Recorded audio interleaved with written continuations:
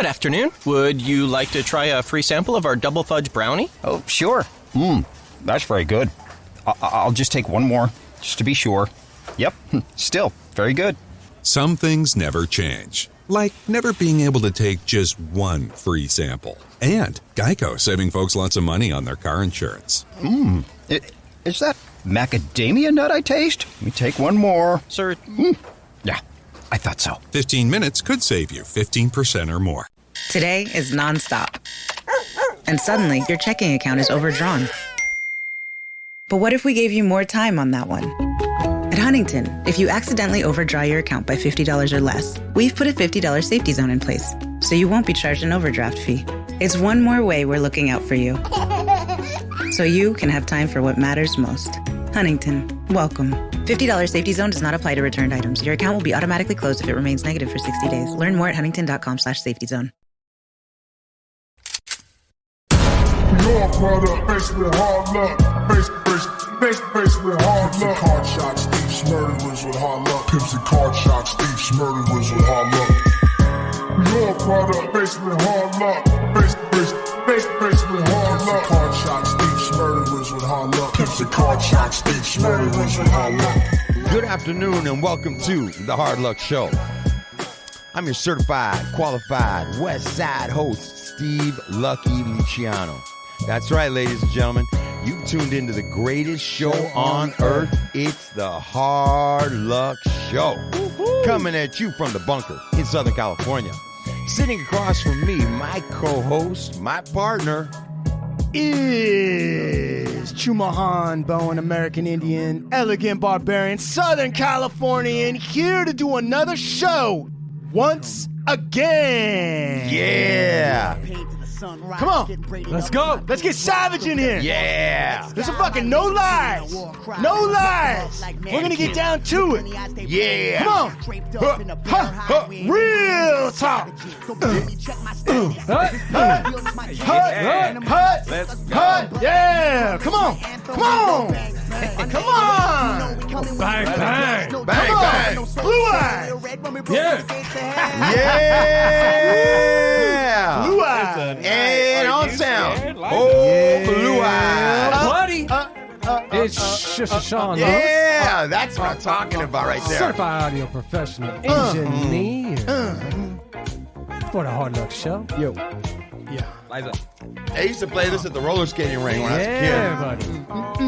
Yeah. Can you skate backwards? Yeah. Yeah. You can skate backwards? Skate backwards, yeah. I was good at roller skating. Were you? Little kid, Get yeah. the fuck out of We here. go to Flippers every Saturday. We go to Flippers. Yeah, it was a roller skating ring. What? Now we learning some shit. Yeah. Did you have like tight pants and you? No. Did you get picked on like ladies' night, like ladies' pick or whatever? Did you own your own skates? No. Did you like Right. have that little stopper in the front of the toe? Yep. Hey, did you ever do the like? Hey. You ever do a couple skate? Hey, did you ever do the shoot? Did you Yes. ever do the shoot the duck? Did you ever do the shoot the No. duck? Don't lie. Come on. Is it shoot the moon? No, you go Shoot the down on duck. one leg and you put your other leg out. It's called shoot No, the duck. I never did nothing. Come like on, that. man. What about the hokey pokey? When they did the hokey pokey, you did. No hokey pokey. All right. All right. We have a guest. Yo.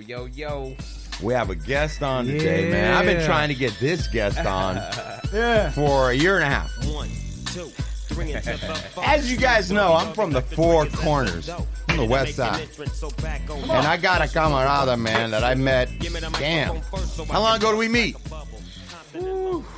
Wow, like 10 years ago No, now? longer than that, 11? bro. Yeah, longer. 11 at least. And this At gentleman least is from the Four Corners. He's from a neighboring neighborhood by mine. The neighboring neighborhood? Yep, a neighborhood by mine, and we got introduced by a mutual friend, man, and I tell you, man, this dude, this was 10, 11 years ago, yeah, and this dude is really, man, come just so far. He's a very dear friend of mine. He's been like a little brother to me, man, you know, in many, many respects, and he came to work for me a long time ago, and he just grabbed the... He just got... I handed this guy the ball, and he ran with it. Brought him kind of into the fold, man. in apparel and in business, and this dude just took off. Yeah? Yeah. And really, really, there's not a lot of guys, there's people in my life, but very rarely do I have people that have just completely done a 360 and completely changed so many things in their life. And I want to introduce a good friend of mine. Goes by the name of Cesar Silva. Welcome to the show, Cesar. Cesar! Yeah. Yeah. And a lot of my listeners, a lot of people listening, yes. Ladies. Guys, they're showing off their tits. Yeah. You guys, you can get an autograph afterwards. Keep your clothes on. The ladies' tits are scaring Cesar's dog. Dog's scared of the tits. A lot of people listening that are my friends or know me will know exactly who Cess is as we have our interview as this goes on. But thank you for coming in, brother. Of course, man. I've been wanting to come by for a while. I've just been out the loop. But here I am. Yeah. And I even came with the little pup. Yeah. Who's your little friend that you brought to visit with us? That's little Liza. She's like 11 months now. She a rescue? Liza.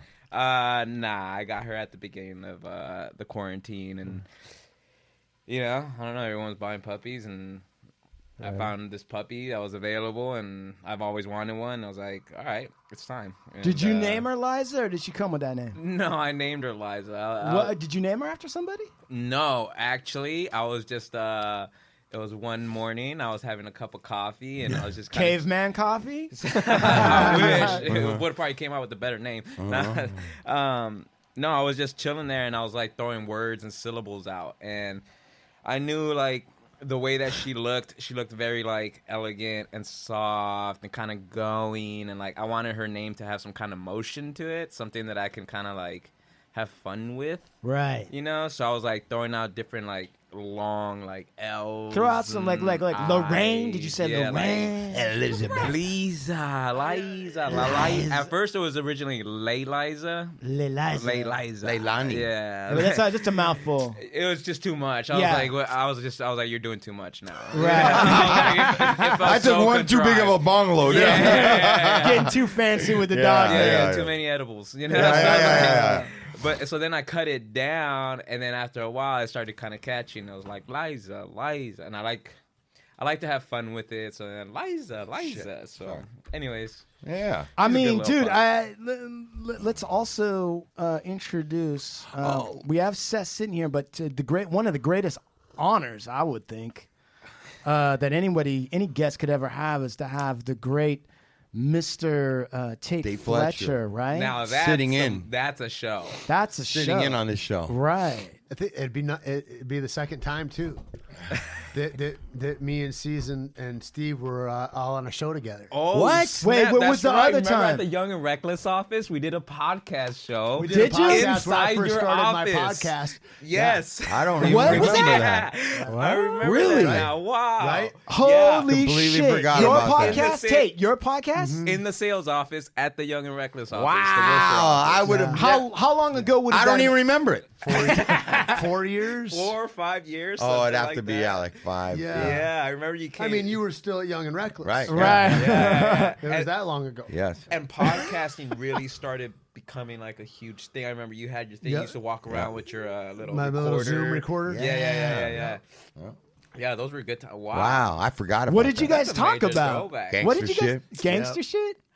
I think we talked a lot Lifestyle, about like transcendence. transcendence, lifestyle evolution, just being able to progress through different stages, and like how we developed from one way of living and one way of being, and kind of creating and finding new paths and ways. I think of also living. like that's the thing too, is that what was interesting about it is like everybody from very different existences, and you go in those, there's like a way that your community expects you to react and respond to the different things that are going on, and to have people that make real different dynamic choices that change their whole lives and the lives of everybody around them is, that's the thing that turned me on about Steve and Cesar, because they fucking are in a position where there are other choices that were easier roads to go for sure. Right. And so here's another choice. And it's like, it's one of those things where it's like,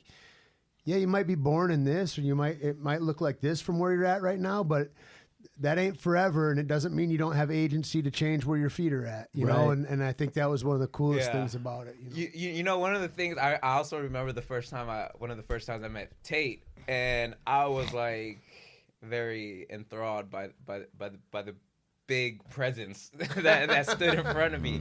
You know, big, tall guy. At that time, you had black painted nails. Is that right? You had a shaved head and a ton of water bottles. No beard. And I was just like...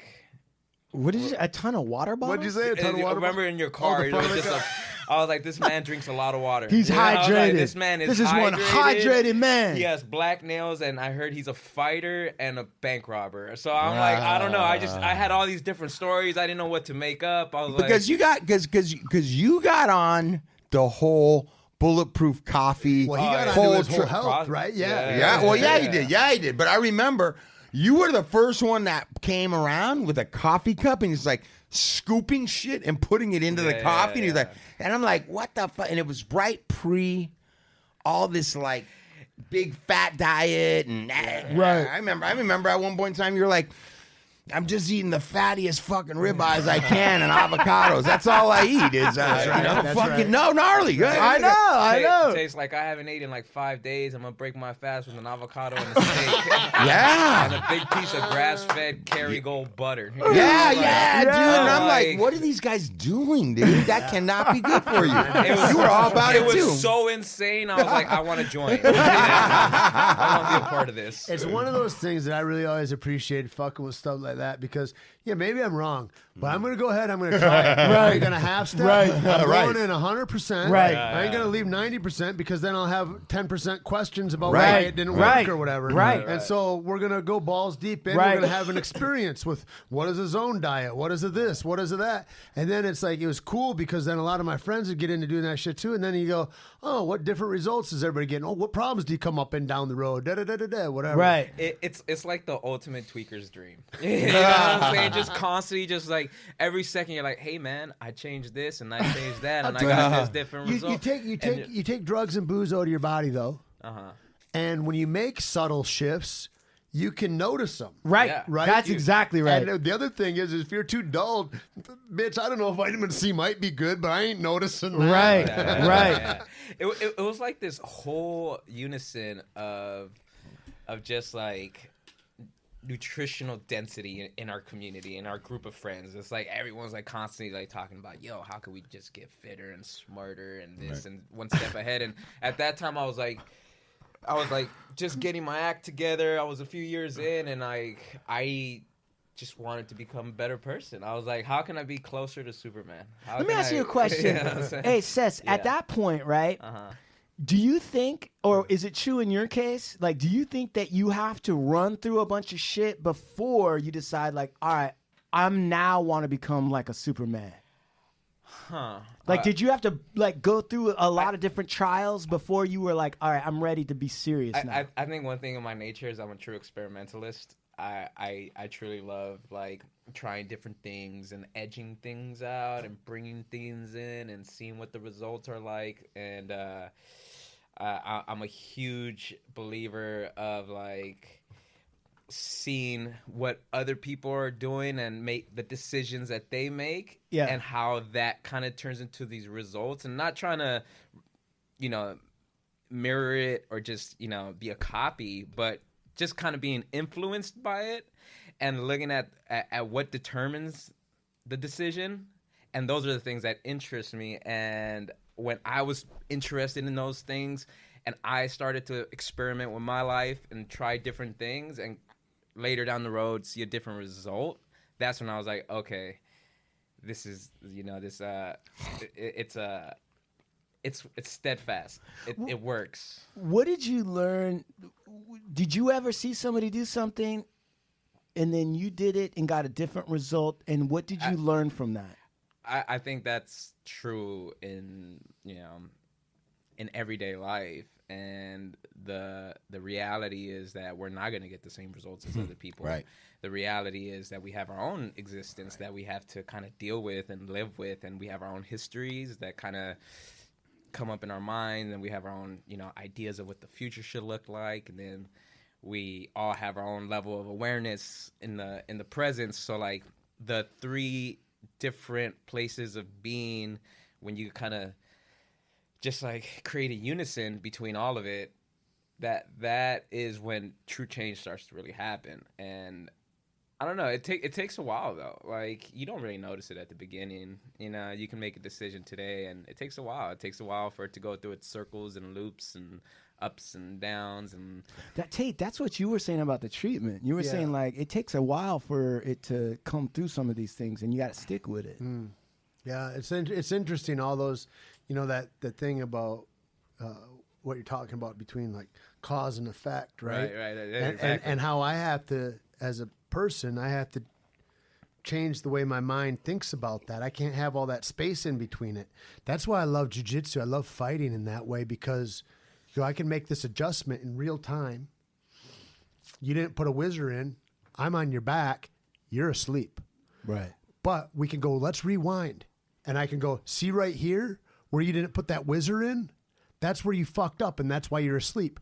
And then you can correct in the moment. Now, that can happen in 2 or 3 minutes on a jiu-jitsu mat, where you can change the outcome of your life by somebody rewinding 2 steps and showing you what you can do to block that, so that thing doesn't. It might die another way, but that thing won't happen. That thing won't kill you. And so you know that. But like, if you're talking to a youngster and there's like 5 years between cause and effect in real life, like you hang out with these people, this is what's going to happen, or whatever the thing is. Right. You can't see that as a young person. You can't see that those are connected even. All you see is down the road. You're like, the world did me dirty. Yeah. Right. You know, whereas like I could have changed that at the seed. And that's the way, I love the way you look at it, because you look at it like a biologist. That's always how I thought of it as a kid, is like, I'm just going to observe, because I can't argue with results. And so maybe he's whack as fuck, but let's see. And I'll just wait and see and watch. I'm not gonna front. I love like The Alchemist and the idea of alchemy and the idea of like transmutation and like just the power of observance, and then like manifestations, and like the way all that stuff works. And I remember like meeting Tait and Lucky, and those were the things that we used to talk about at the very beginning stages of our friendships and like our hangouts and our coffees and, you know, going to meetings and going to all these places. Like those were the basis of our conversations. And I think that was the beginning of a new reality. And those were the little decisions that I made for myself at that point in my stage of my life to harness a relationship with these people, because I saw something that I didn't see somewhere else. So then let's take you back, Cesar. Like let's take you back, man. Yeah. I mean, fucking. Let's talk you're about on it. this show, Let's bro. talk about it, Cesar. You're on this show, bro, and I've got a handful of people in my life that have gone through the things that you've gone through on this planet, and some of them have not gone through. You've gone through something that there's nobody's gone through. That only Cesar's and gone he's through. alive. And he's alive. Right. And not a recording. Not recording, really. And you know, your story and your experience has affected everybody I know that knows you. Yeah. Everybody, it has so much weight and depth. It's such a scary, at times, sad. There's a lot to that, but the byproduct of it is everybody. When you bring up Cesar's name, is like that dude. You know, like really, really came from here and moved and completely changed his life in so many different ways. I mean, it's so drastic, Cesar, who I met and who I was dealing with when I first met you, and all the changes and seasons you've gone to and who brought you here. And I just don't have a lot of people on the planet that I've witnessed that actually happen. I mean, you're one of the guys that I say to myself, change is fucking possible. Don't tell me people don't change. Dude, you are that guy. Thanks, and I don't care where you're at today, and I don't care if I've watched the man that you've become. And so it's kind of like where was the starting point? Yeah. For real. I mean, look, straight up. You knew you were going to do this. Don't be humble. Don't be humble. So I mean, look, I grew up in Culver City, so right next door to Santa Monica, Venice, West LA, Four Corners. So West, baby. West, and growing up, being involved with gangs, shit happens. People get hit, people get locked up, and sometimes that happens to be you happen to be that person, that gets hit or gets locked up. And I was under the impression that. I think I was always under the impression like it's not gonna happen to me type shit. I think we all kind of have that in almost every area of our lives. Even when we drive and you jump in the car, you're like, "Damn!" You drive by an accident, you're like, "Well, fuck, it's not me." Right. Yeah, But I'm still sending a text. But I'm still Right. Text, and I'm texting. I'm still watching Mandalorian while I'm driving. Right. Exactly, and that's exactly what it was. Same thing. Like I heard about like other homies getting hit in situations that obviously could have been avoided or shouldn't have happened, and that was what happened with me. The first time that I got shot, I was 16, and I was in the Culver City projects, and it was just a long night of doing what we do, running around, and being knuckleheads. And What is a long night of knuckleheadery? I mean, when you're living that life, you're spending time out there. You're putting in your hours. You're doing your work. You're doing whatever it takes to get that badge, to get that stripe, to get that validation. To Without being specific, what activities would that be? I mean, you don't have to tell on anybody, but like, is it like it ranges from gunplay to robberies. It can be anything from writing on a wall to writing on someone else's wall. Right. It could be anything from, protecting your corner or invading somebody else's. Or invading someone else's corner. Anything that makes anybody go, "Wow, did you hear about what?" You you know what I mean? Like, And look, there's a lot of like. There's a lot of degrees of it. You've done jiu-jitsu. There's white, purple, black. There's all these different belts, and the same thing in the hood. There's a hood black belt. Yep. There's those dudes that you meet that you're like, I don't want to fuck with that person. Right. And you hear the stories, you're like, this guy's been through it. Right. Through it. Like he has earned his spot. He bought that shit. Yeah, I've met a lot of people like that. And there's the people that are willing to, and then there's the people that like to. And those are different motherfuckers. Very different. There's those people that are born for it. There are those people that are attracted to it. There are those people that kind of want to see what's on the other side. I think everyone kind of has a different way of entering this life. Which one are you? Absolutely. I can't really identify with any of them just because I just like I was just so all over the place. Like, when I was young, I was fucking riding bikes with a group of people. Then I was like breakdancing with a group of people, So I always lived somewhat outside of the social norm because like my dad was in and out of jail. My house used to get raided. My dad used to go federal prison, in and out of federal prison, in and out of state prison. Like, my mom, single, Mexican immigrant, all that. Like very nice wrapped up. Where'd you get that blonde hair then? I paid for that. I got a question. Yeah. Like as you sit here, man, and I think about it, and I think about, we talk about formation of change and where's that happen foundationally and whatever, but like I think about you as like 16, 18 or whatever, and I think about the nature of your conversations at that time. Right. And then at the nature of your conversations today. Like, how every day we wear more strength, armor, or deficiencies from yesterday, right? And depending how we choose and curate ourselves. And that is really interesting to me because like, regardless, I mean, I don't know anybody that doesn't like you. You know what I mean? And I know people that don't like you, but I would say that they dislike an old idea of you.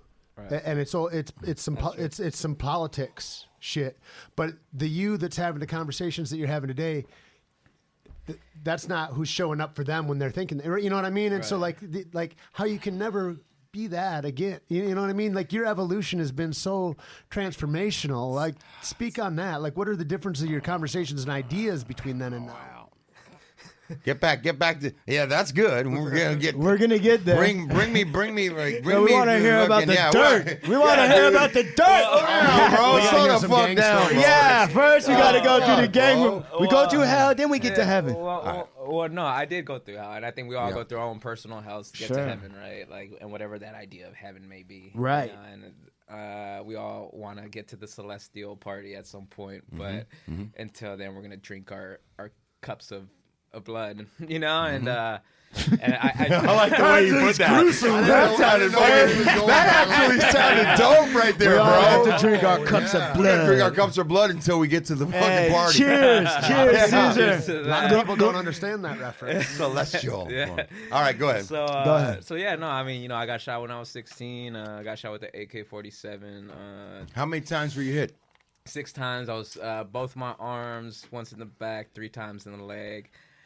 With an AK-47. With an AK-47. That's, dude. I've got.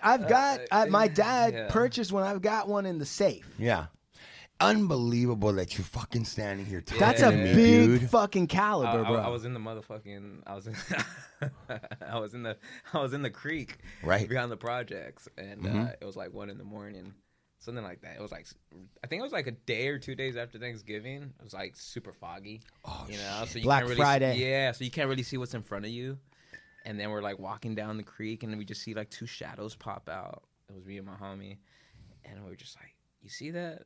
Then, you know, in the hood, it's kind of a common thing. You say identify yourself, and you start screaming that, you know, identify yourself. And usually, you know, you wait for the homie's response. Hey, it's this person, is that? And, you know, there was no response. And then after a while, that's when it gets tense, and you're kind of like, all right, you start throwing up the hood. You start get into that zone. And dudes just started shooting. And one dude, you know, chased my homie, and I just ended up like thinking, all right, what can I do here? So, you know, I used to hear stories about homies like running down the creek, across the water, and up the other side.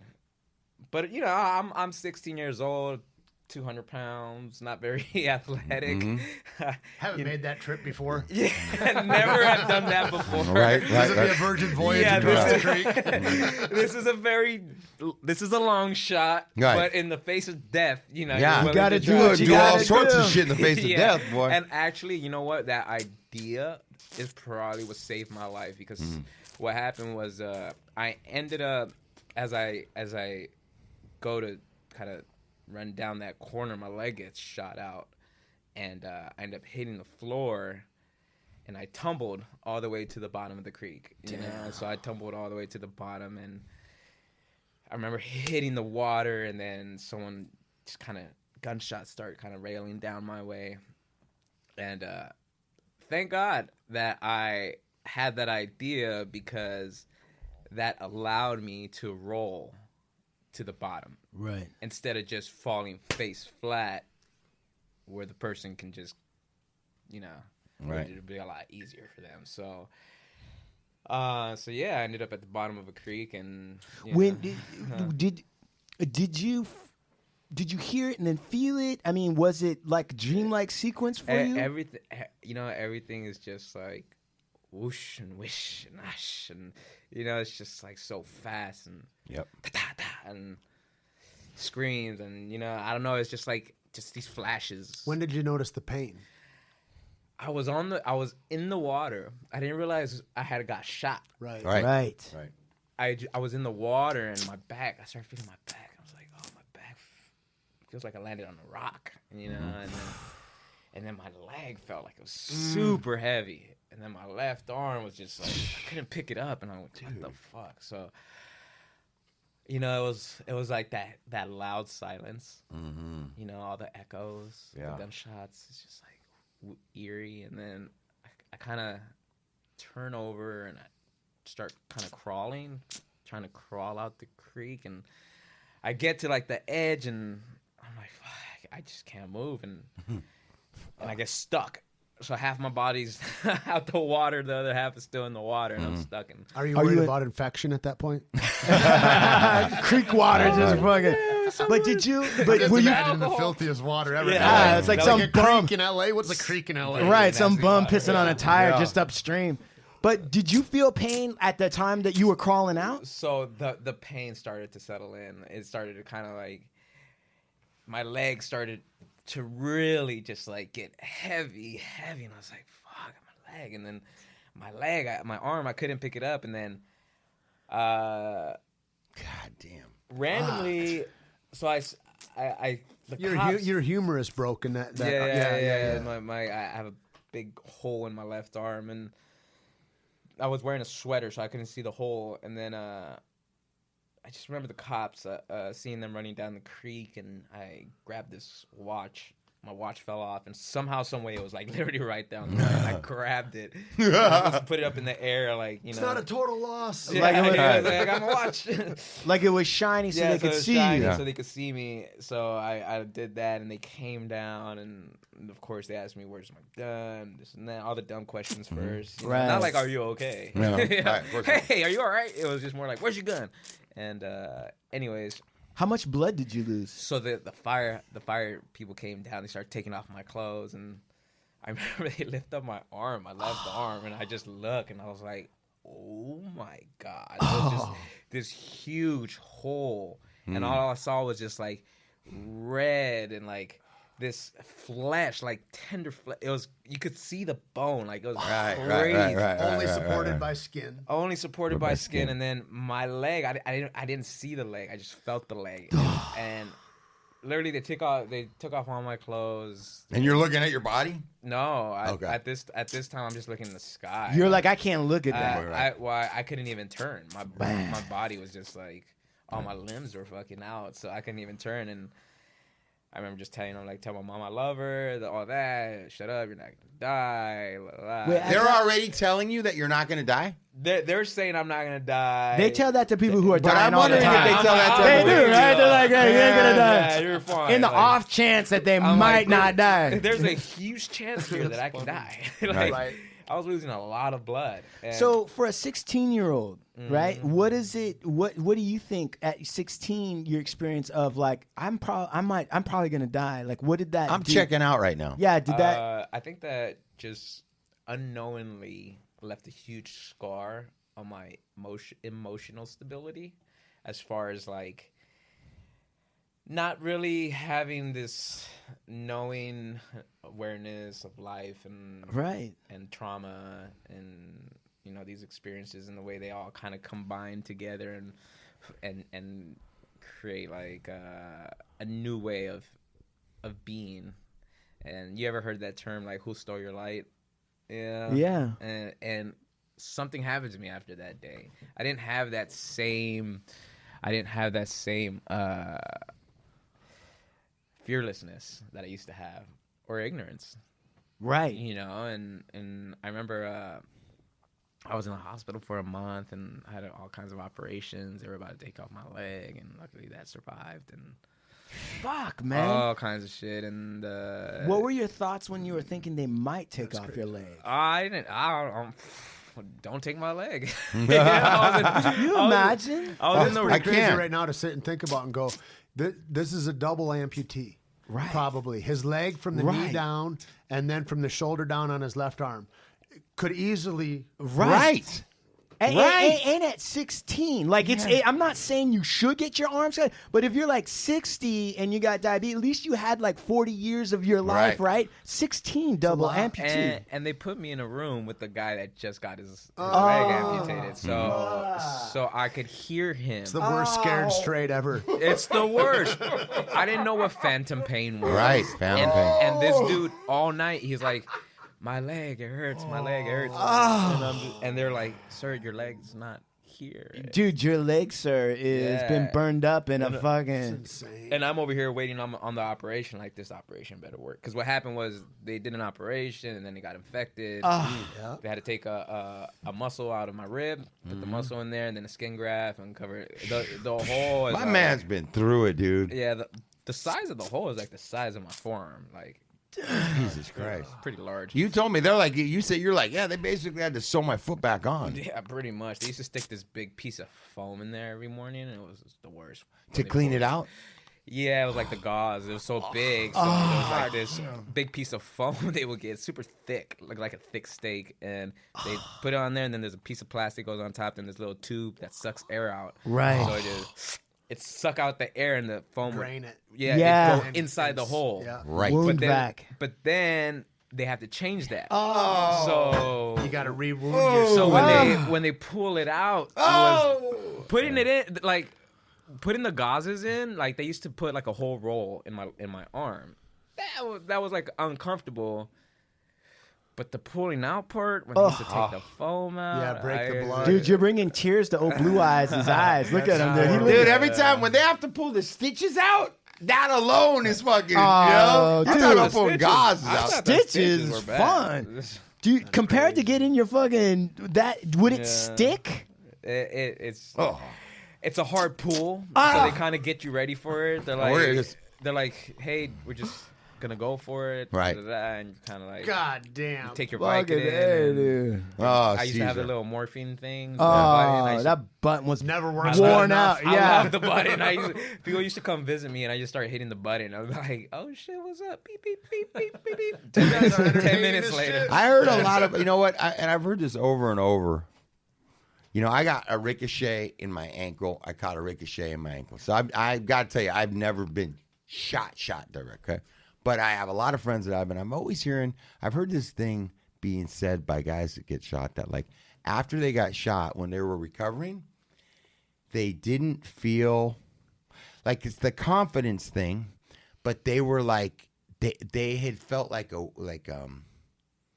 they had lost something that they had. Like I don't know how to explain what they're describing, but it was touched. Like, You got touched. Yeah, like they were like, before you get shot, you're like, I'm good. You live without an awareness of the weight of your consequences, I would imagine. And then when your consequences are so visceral, that's got to change the way you think about everything else you've done. You know what's true, though? What I'm going to say, though, too, is that Lefke says this one thing about when he got shot his first time. And as he thinks he's about to die, he's like, the first thing that dawned on me was, you live by the sword, you die by the sword. Right. And that was... like the times that I've come close to where I thought it was a wrap, I was like, damn, this is why so many gang members die. Like, you really do. If that's what you choose, this is how my end's coming. But Did you think that in your head? Did that cross your mind ever? Because I've heard it said before a couple times. I don't know. I mean, at that age, what was crossing my mind was a multitude of things. Right. You know? I'm sure that crossed my mind at some point. But you know what? But Big Lep also says that he also said to God, like, look, I know I didn't do everything right. No, absolutely. Yeah, right? he does that whole other part. Right. But you know what I was just saying? I was just I was just identifying the thought that's come through my head before and when he said it. What about our other friend who had a sense of invincibility once he survived the shot? Right. Did you have that? Did that ever occur to you? Like, I'm no, hell no. He thought he was a magnet after that. He thought he was a magnet. He was like, Did you listen about the gauze? I ended up just getting shot again. You got shot again. Right. So, like, no. All right. So you end up in there for a month. Do you have to learn how to like re-walk and how long is the fucking physical therapy after that? Oh yeah, that I got out. My leg I was in a wheelchair for a while, and then cane, and then as soon as I was back on the cane, started walking with the cane, they ended up. I was on probation at the time. Mm-hmm. So, Did you ever do any actual physical rehabilitation? Nobody gave a fuck. Nobody gave a fuck. What about your just mom? Go home and figure it out. What about your mom? How did this affect your mom? I mean, she was pretty torn over it, but I think at that time, I don't really remember. I mean, I think my dad was locked up at that point, so my older brother kind of stepped in to be like the dad. You feel me? Yeah. So it was me, my older brother, my little brother, and then my mom. So I'm not too sure how my mom felt at that time. I didn't really ask my mom how she felt about anything. I don't think I asked my mom how she felt about anything until I was like 24, 25. It's interesting though because that's real, dude. It is real. It's interesting though because when you got shot, though, one of the things you wanted the cops to know, or the firemen was to tell your mom that I love her. Yeah, you know, I trip out on that all the time because I think about, like, you know, people's last moments. Yeah. Everyone always calls for their mom or for their dad. Right. Like, they're just Or God. Or God. You know, it's always like my creator. You always want to go back. Creator, take care of me. Creator, look out for me. Creator, like, where are you? And I don't know. It kind of reminds me of randomly. I don't know why I'm thinking of this, but that movie Choppy. Is it Choppy? Chappie. The robot that gets self-awareness. Yeah, that gets self-awareness. That's right. And then he asks his creator, he's like, why did you create me if I'm gonna die? You know, like, why? And then you start kind of thinking that, like, why are we even born into this, like, existence of death and, like, that we're guaranteed for? And then that's when you start asking yourself all these, like, ethereal questions. Like, you know, Sure. you get esoteric and start going outside the box. And maybe that could have been the introduction to spirituality, but I probably wasn't ready yet. Right. You know? If it doesn't matter, I got to make it matter. Yeah. Like, and you get into a point of, like, of creation. You're like, oh, if I could be dead right now and this could be a wrap, and I've seen other people live to 80, there's a plethora of choices in here of how to do it. Right. And maybe I can make different choices. But then he got shot again. Shit. But the problem is, you only think of those choices right in the middle of melee. Well, see, the thing is, I did get shot again, and the crazy part is, I think a lot about. I know I'm kind of jumping around. No, right? come on, but man. I think a lot about, like, time versus cyclical energy. So there's time that kind of passes on. We think that time is like, damn, remember that one time, remember that one time when this happened. And sometimes throughout our lives, things might seem somewhat cyclical, right? Like, oh, why am I here in this position again? Right. You know, why am I here in this moment again? And then, like, it's the combination of different Choices. dynamics, and energies that you put yourself in. So, I don't know. This is a random thought that I came up that I was thinking about the other day. But, like, the reason that they say time don't exist is because there is anything can happen at any moment. It's just a combination of different energies.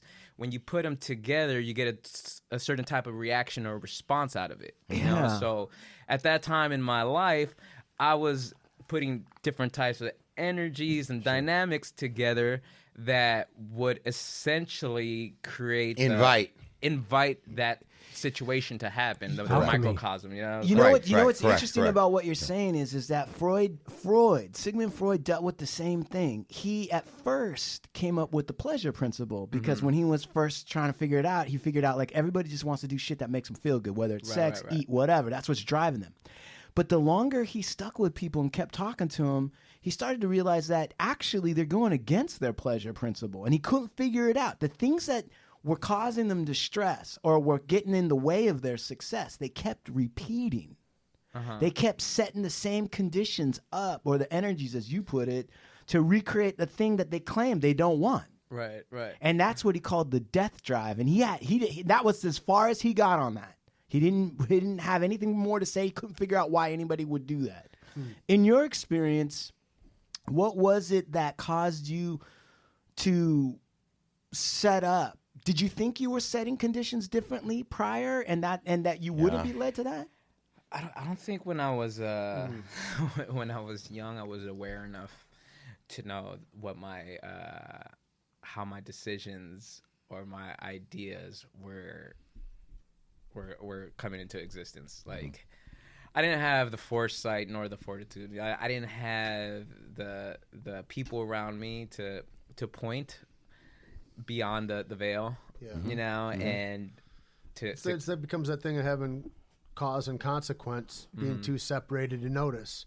And until you get bit by your consequences, and they all go back to your causes, then you mature a little. But I don't think that happens until you're in your late teens or 20s or maybe ever. I don't 30s, know. Shit. Maybe ever. It's a high level kind of problem solving. It wasn't really until, like, I mean, these last few years where I've had, like, a huge greater transformation than, you know, in the first few years, you know, or from when I was young, you know.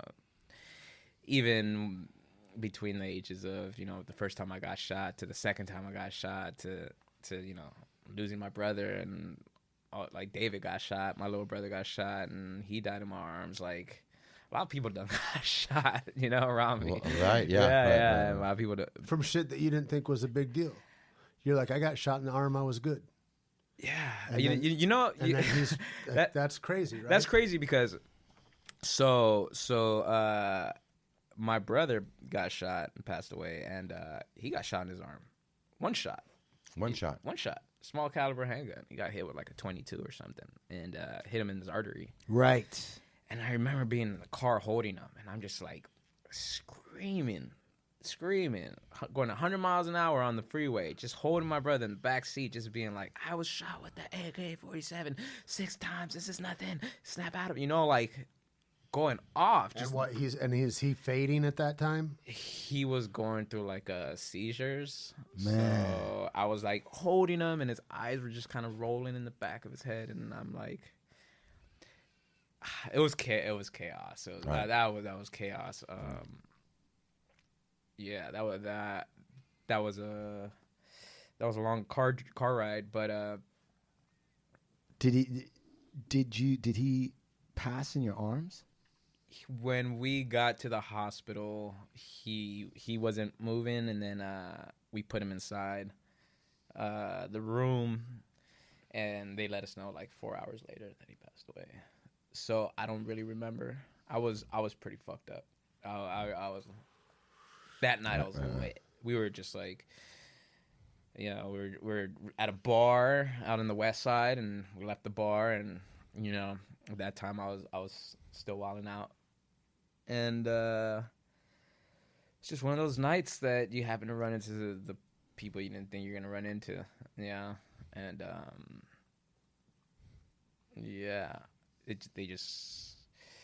it all just happened so fast.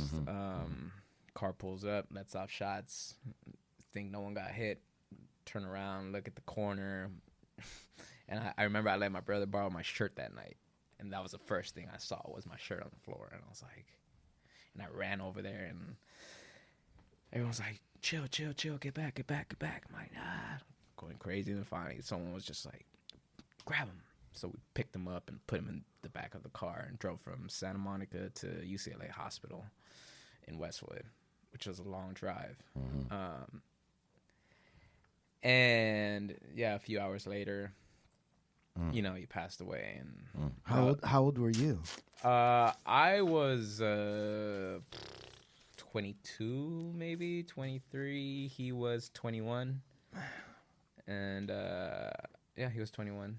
July 7, 2007. That was a fucking crazy year.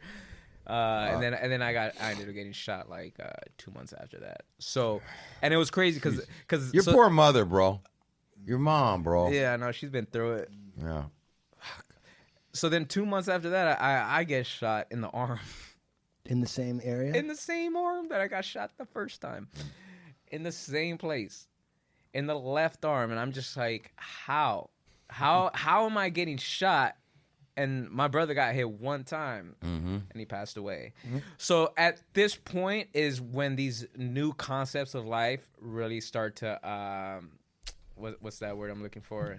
Like sauteing. They start sauteing. They start materializing. They start like presenting themselves. They start presenting themselves. That's when you get that hint of like, why am I still here? So you start asking those why questions. Like a survivor's guilt? Not a survivor's guilt, more like what did you there make must of that? be a reason. Yeah. Oh, cool. What did you make of that? I keep my head in the sky a lot. So I'm just like, there must be a reason. There's something, I don't know what it is. And it's like, for some reason, and everything is just everything just sounds insane, right? My brother's nickname was Little Dopey from the Seven Dwarfs. When he passed away on 7/7/7 at the age of 21, which is 7 plus 7 plus 7. You know what I'm saying? And I've been shot 7 times, and I don't know what all this means. And I can sit here and play the numerology game and astrology game, and we could get deep into that stuff, and we could talk about it all day, and everyone could have their own reasons and their own relationships with numbers and stars and times. Sure. But I have my relationship with that stuff, and I have my relationship that resonates with me, and it started to shine a light from within that was like, time to wake up. And that light I started feeding it, and that became bigger, and that gave reason to everything else that happened in my past. Because before it was just more like, you get shot, you get hit, you do it for the hood, you do it for this, you do it for that. But then after a while, it gets bigger than that. Like, what did this really happen for? I mean, the reality is we can go back to death and then be reincarnated and live again. But if we're still here, there must be a reason for us to understand death and to understand life. To be that close to crossing over to the other side, to be that close to like going back home and still being here, it's almost as if I died anyways. Right. It's almost as if death did happen and there was a reincarnation and there was that rebirth. And I always believe in like the idea of like we can be reborn through life over and over and over and over and over. It doesn't, you don't have to be shot. You don't have to do drugs. You don't have to do this. You know, it's just like, it's just a constant everyday newness. You know, it's like. Right. If you change your mind, like if you just change your perspective or how you see things, you can become new again. Yeah, and your perspective starts to change when you decide to stand in different places. Oof. Yeah, you know, and it's like this. That's fucking dope. And it's this natural thing that starts to occur, and so I put myself in all these places I never stood in before. I went to places that I never saw before. I started like being open and attentive to hearing things that I might not know what it means, but I'm interested to find out what it is. Right. And when I started doing that, my curiosity for life grew bigger than my sadness over what happened. When you decided to feed the light, or it started to occur to you that you were feeding your light, was there anybody that showed up in your life? Yeah, Tait and Lucky. Literally both these two guys. Well, Lucky was the first one I met. And actually, he got introduced to me through my homie from my hood. Right. And he was like, Big shout out to Conejo. Yeah, Big Conejo. I love that guy. That's like, Conejo actually was there the first time I got sober. He helped, like, he kept me under his wing and it was like, come on, let's go, da-da-da. And then, you know, when I was back around at it again, you know, he's like, you got to meet Lucky. You're into art, you're into fashion, you're into music, you're, like, into creative stuff. You got to meet this dude. He has a, you know, a clothing brand. I was like, all right. Like, I kind of heard about the infamous Lucky, you know, but I didn't know who he was. And then also he's from Santa Monica. I was like, I don't know. He's from another side of town, this and that. I'm still like new. I'm fresh, you know. And then I met him and I was like, it's like my fucking uncle right here. Like we just literally, we met up, we had a conversation. And from that day we hung out like every single day. And that was the beginning of me really transposing my life, like really hitting different areas and like different notes and different songs, you know, like trying to live to a different tune. And now, let me interrupt you guys. I got to interrupt right there. Because what I want to say is that lots of different people have been, like, I kind of got Cesar turned on to me through a Camarada from another neighborhood that I know. And he's kind of like, hey, man, this kid's at risk. This is kind of the set of things that have happened to him. And he needs to get sober if it's only just for court. But he needs to, like, not fuck around. Damn. Maybe you can, like, man, he just needs, and then he said he's really sharp. He's really, really, like, he's smarter than all this. Maybe you could show him some different things, you know? Let him, and that's kind of how it was brought. And so immediately, like, he was an artist, though, because he rapped. He was an artist, so he had that artistic, creative side to him. And as soon as we talked, I kind of fed that because that's who I am, creative. And we started talking about art and this, and you know, he really into the music thing, and he knew who Esteban and cartoon. And we started bringing him around and showing him what life could be, that how much bigger it was than just this neighborhood. And that's what we do. And the thing about Cesar was that Cesar kept on showing up. Cesar displayed in conversations how he thought in much larger terms than his. He was already thinking in larger terms. Right. He knew. She just needed to be shown. But he kept on showing up, and Cesar knew how to act. And you got to remember, too, I'm kind of like rolling in my hood, and there might be a dude that's maybe from an enemy neighborhoods, or it might be one of my homeboys. And there were homies like looking at me like, this dude ain't even from your neighborhood. What you running with this dude for? Why are you putting this dude on? It was like me and him had a friendship. I was already beyond that bullshit. You know, I don't want to call it bullshit. I'd already moved on from the separation, and I was more about bringing the West Siders together. Right. And you know what? That's also what I really liked about Lucky was he knew how to like still represent his hometown, still be him, still be that guy, yet be absorbed in like the larger picture, transcendent. And it was he was the light that I needed from like where the point that I was standing in. I needed some kind of light, and it was that light with an artistic vision and somewhat prolific, and I was like, that was the man right there. Like, hey Steve, how does that make you feel to hear this young man say that? Oh man, it makes me feel great, bro. Because I appreciate his opinion, and I know his creativity. He's really talented, but I would bring him places, bro. And this is what I'm saying about Cesar. Like, he would find a way.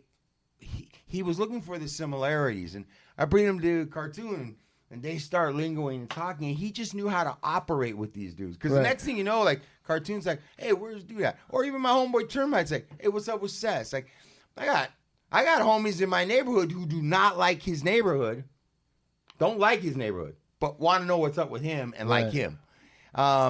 It was just a trip, dude. It was just a trip, and at the same token, I don't know, bro. Through like Conejo, through like a couple of your homeboys, like,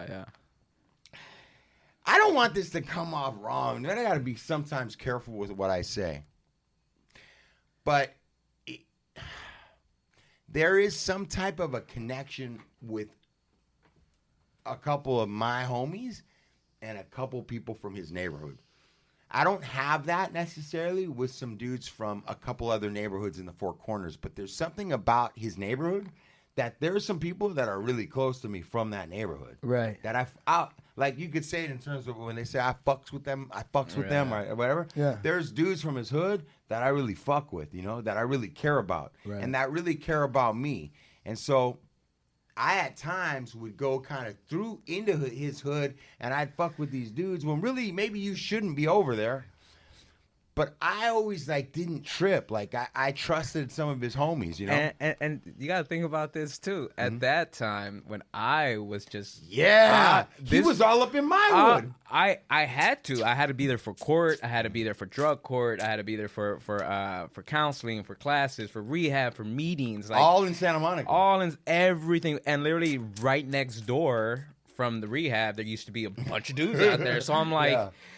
What am I going to do? You know, I have to hold my head up high and continue to just move and, like, you know, put my best foot forward. And, you know, obviously there was always times when I'm just like, I don't know what today's going to bring. But, you know, everything always just panned out smooth. What guys, man, you guys got to remember, man, like, listeners, when I'm telling you this story, like, direct, immediate people that I love. Yeah. I don't want to say it like that. Like, we did not get along with this neighborhood, bro. Like, his neighborhood, above all, we had something for that. That shit was not cool. His neighborhood ain't cool, dude. For us, right? Yeah. That ain't happening. Right. And it was just some years had passed since some real horrific shit had happened between both of our neighborhoods, bro. And nobody had really come and done some shit that these guys did. You know, it was really, really, really deep, bro. And for me to bring him around, but Conejo, I gotta tell, and you gotta remember, bro. I'm not gonna put any names together, but let me just explain something to you. Yeah.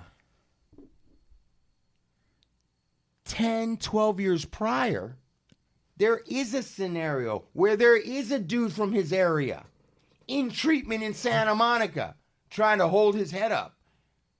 and he was murdered. He was murdered. No shit. Nobody cares that you're in treatment or anything like that. And so, and even the guy that introduced us knows about all this history. So what I'm trying to get across to you guys is that there was real history between our neighborhoods. Right. And for him to come over there and kind of at least take a chance, and the way it was embraced, this is part of the reason I'm doing the West Los documentary. This is part of the reason I do walk around the West Side, because I really do have love for the whole four corners, man. And at the time, I was able to see past this guy's gang colors. And, you know, I bring him and I get him hired on it. Young and Reckless do this. Yeah. Everywhere I introduce Cesar, 5 minutes later, a day or two later, people are calling me going, bro, dude, I love that fucking guy. Dude, it started being like one after another. Everything we put him on, he'd blow it up and move forward. I'm like, until I didn't, man, this guy, next thing is running this and production. Like, he just like fell into the cracks, and like everybody was pulling on Cesar for a while. How did you meet Uncle Tait? So Tait, actually through Lucky. I think it was we were hanging out. We probably had coffee or something, and then I don't really remember. All I remember is the time that you picked me up when I was staying at the Palazzo. Okay. I was staying at the Palazzo. This was around Blondell days. You had that other kid that was a rich kid that wanted to rap, right? Yeah. So they had me staying at the Palazzo to kind of take real care nice, of this. swanky place. If y'all don't know. Like, it's like that's where you're real fancy. Like Paris Hilton come to town. She went, no, it's maybe not that fancy. But it's like it was a place that was way outside of my comfortability or what I could afford. Definitely out of my. I was still staying at mom's on the couch, you know. So, but now you're at the Palazzo. So they're like, "Yo, you want to move into the Palazzo? We got a situation for you." I'm like, "No, damn. Bring it." Like the reason that though you're moved into, the reason that's happening, is because who he like Lux is saying, like quickly showed himself to be to everybody is like you're a useful, consistent, trustworthy, right? You know, it's solid as an elbow cast. You know what I mean? Right. Like, Yeah. So then people that this other kid was money to are like, we can insulate him, right? Because this guy is so strong that there was something like that, right? It's dude. Listen, it is very much like what he's saying. Yeah.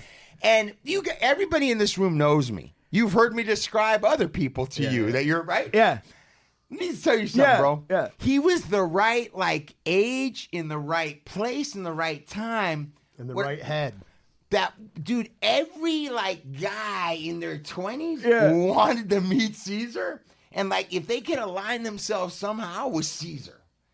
Because Cesar was this great dude who was had this real past. He had credibility. Real credibility. Right. So all these people were like, wait, it was Cesar. I was with Cesar. Hey, they were throwing Caesar's name around for credibility now with me. Hey, Seth. So let me ask you a question. When I know your homeboy Cesar. Somebody came up and said that to me. You know, that dude ain't my homeboy. Wait a minute. So when that's happening, right? You're obviously intelligent and wise enough to see what's going on. Right. What is the experience of that for you? From your perspective, you're people want to hook up with me because they know. You know, I think at first it was definitely it was really invigorating. It was what I needed. Bro, at 24 I was fucking broken. I was broken. You know what I'm saying? I was completely out of shape, overweight. I was, I felt like the world was on my shoulders. I didn't know where I was going. Somehow, some way, I always had this little bit of faith, though, in my pocket. I think because just the blessings of being a creative, you can always create some kind of better future for yourself. Right. You know? Exactly. So I always had that, even when I was in the projects and the worst of the worst, and there was still that little hope. I'd be like, fuck it, we're gonna go to the studio tonight. I was the guy that I always had a studio key, so it'd be we were in the projects. It's 2 a.m. I'm like, y'all want to go to the studio? And we'd go to the studio all the way across town, 2, 3 a.m. Go fucking make music and be up on. You know what I'm saying? Somehow, some way, I always finagled and finessed some shit like that. You always had a hope. Yeah, there was Or always hope for a positive, for a better thing. there or was something. always that. Since I was a kid, I've always had that little like, I just know I'm better than I just, Right. See, Yeah, I think yeah, you know what yeah, I think. yeah. I think that's part awareness, but I also think there's an intelligence because I think, like, you got to have something on the ball to know that there's something that could be better, or I am a little there. I could make a. I could do. I don't could know. do better than this. I don't know Yeah, what it is yet, but I could. I've never really had that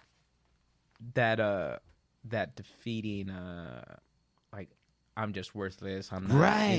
That negative voice of yours has never been that strong. I've had an insecure voice. I had For a sure. lack of confidence, a lack of security, but I've never had the lack of faith and hope. I've never had the lack of like, Or the removal of it. I've never had the. I've always, even in my worst of times, I've always had this image of my life and like the way that it can be. Mm-hmm. That's why I think visualization is so powerful. Yeah. No, visual. I mean, speaking in terms of today, visualization. I mean, imagine though. Here's the original visualization. You come in and you see that and you meet stuff and fuck. Here we go. And what a pinnacle of a fucking example to be blessed with. I mean, I don't know. Like, you meet Steve Luciano. It's a event. It is, and it's It is. and it's life changing. For probably most of the people that Lucky meets, and to have an example out of a neighborhood like Lucky and the way that he's moving. When Little C's comes in and is like, here's this different world than the projects, right? Right. And he's got a guy that knows the projects that's also showing him, here's these guys you see on TV that have these, this streetwear brand. Here's dudes that have lived a little ragged life that are doing some cool shit. And it's like, what a better way to say, hey, here's a way out of the hood where you can still stay true to everything that you are and you've been. And you can shine brighter in a safer, more magnificent way that you can be a lighthouse for others. I mean, tell me there ain't God when a guy like Lucky and a guy like Cesar come together. At the right time. And let me tell you something else. There was another guy who was overweight and young, who was looking for some kind of leadership. And he was down on his luck.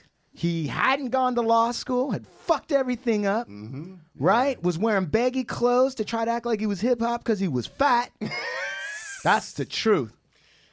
Who came up into a weird building and saw a big Latin dude with a push broom mustache.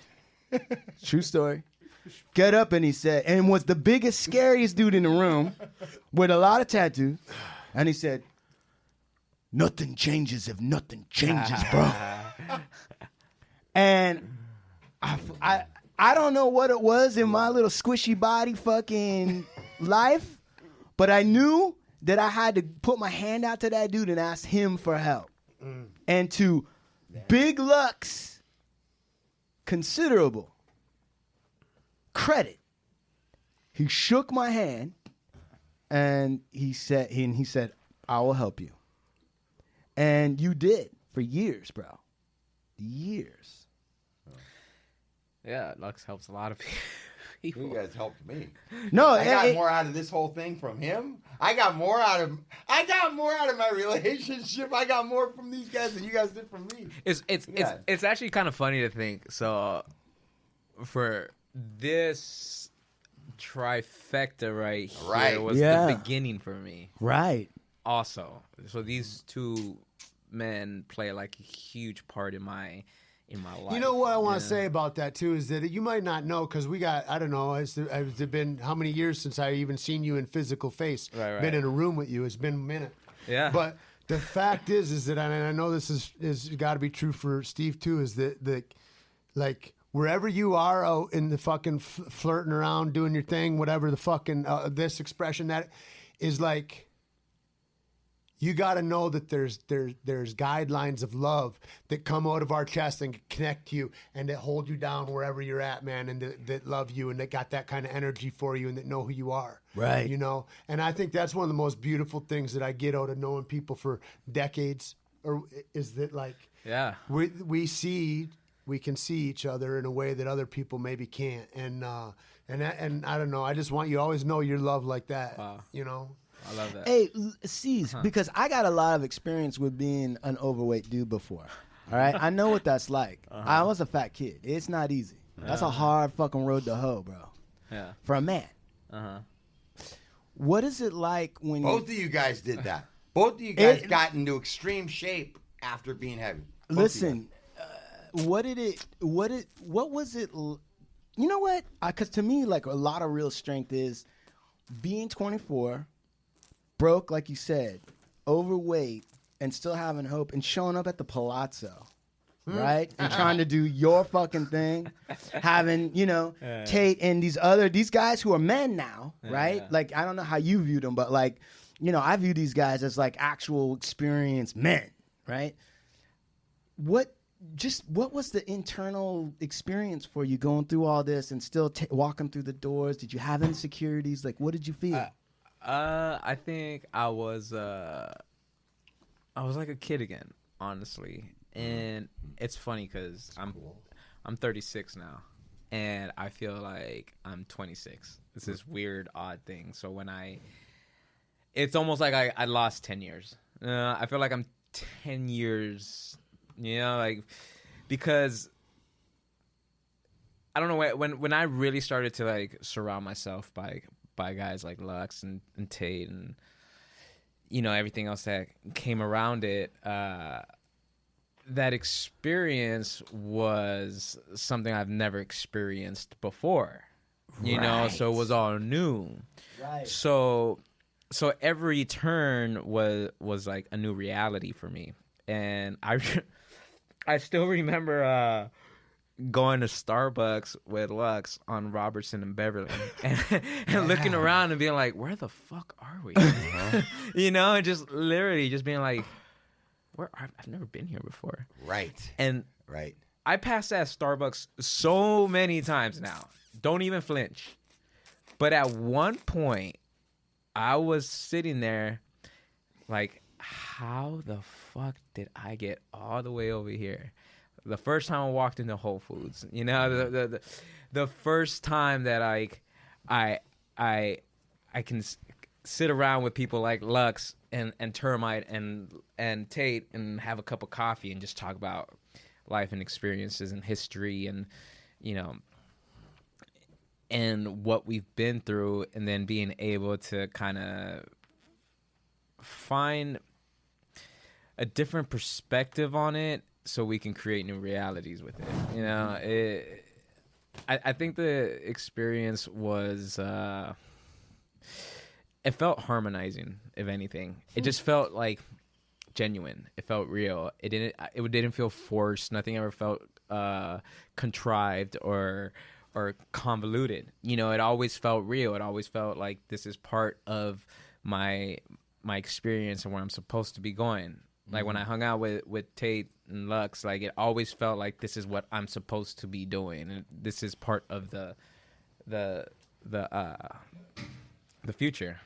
Do you think part of it, like, you feel helpless for a while when you're a kid? Like if you got problems, let's say take food and weight. It's like you feel like shit, man. Once I open up the bag of chips, I'm going to see the bottom of the bag of chips. That's a foregone conclusion. You already know I don't have control over and all that kind of stuff. And I remember distinctly sitting in the back log cabin or something, and we're talking about diet, and you were saying, well, what about and whatever. I don't remember the specifics except that you were you needed to know all the different points of what about this, what about that, and I'm like, all I remember is going, I know, listen, do it 100% solid and do it for 4 weeks.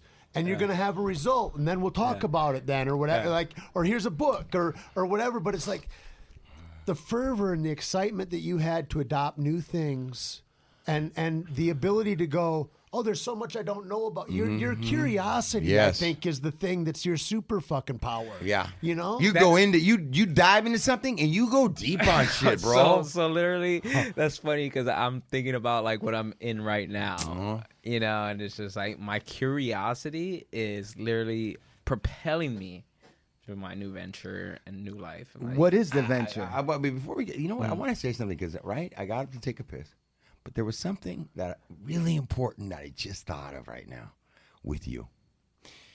And when I first met Cesar, okay, in his head, there's a solution to his life that he's been sold, which many people have been sold, and that was that Cesar needed to change from being a Chicano to something else.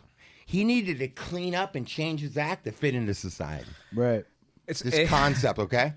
And I remember very clearly because I'm anti that. I'm not going to fucking change. Like, people are going to see it my way. Yeah. They'll learn to work with me on my terms. Right. And what I wanted to show him at that time was I wanted to show him, hey, bro, me and my homie, we ain't changed shit except that we're not active in that. Right. But I am not changed.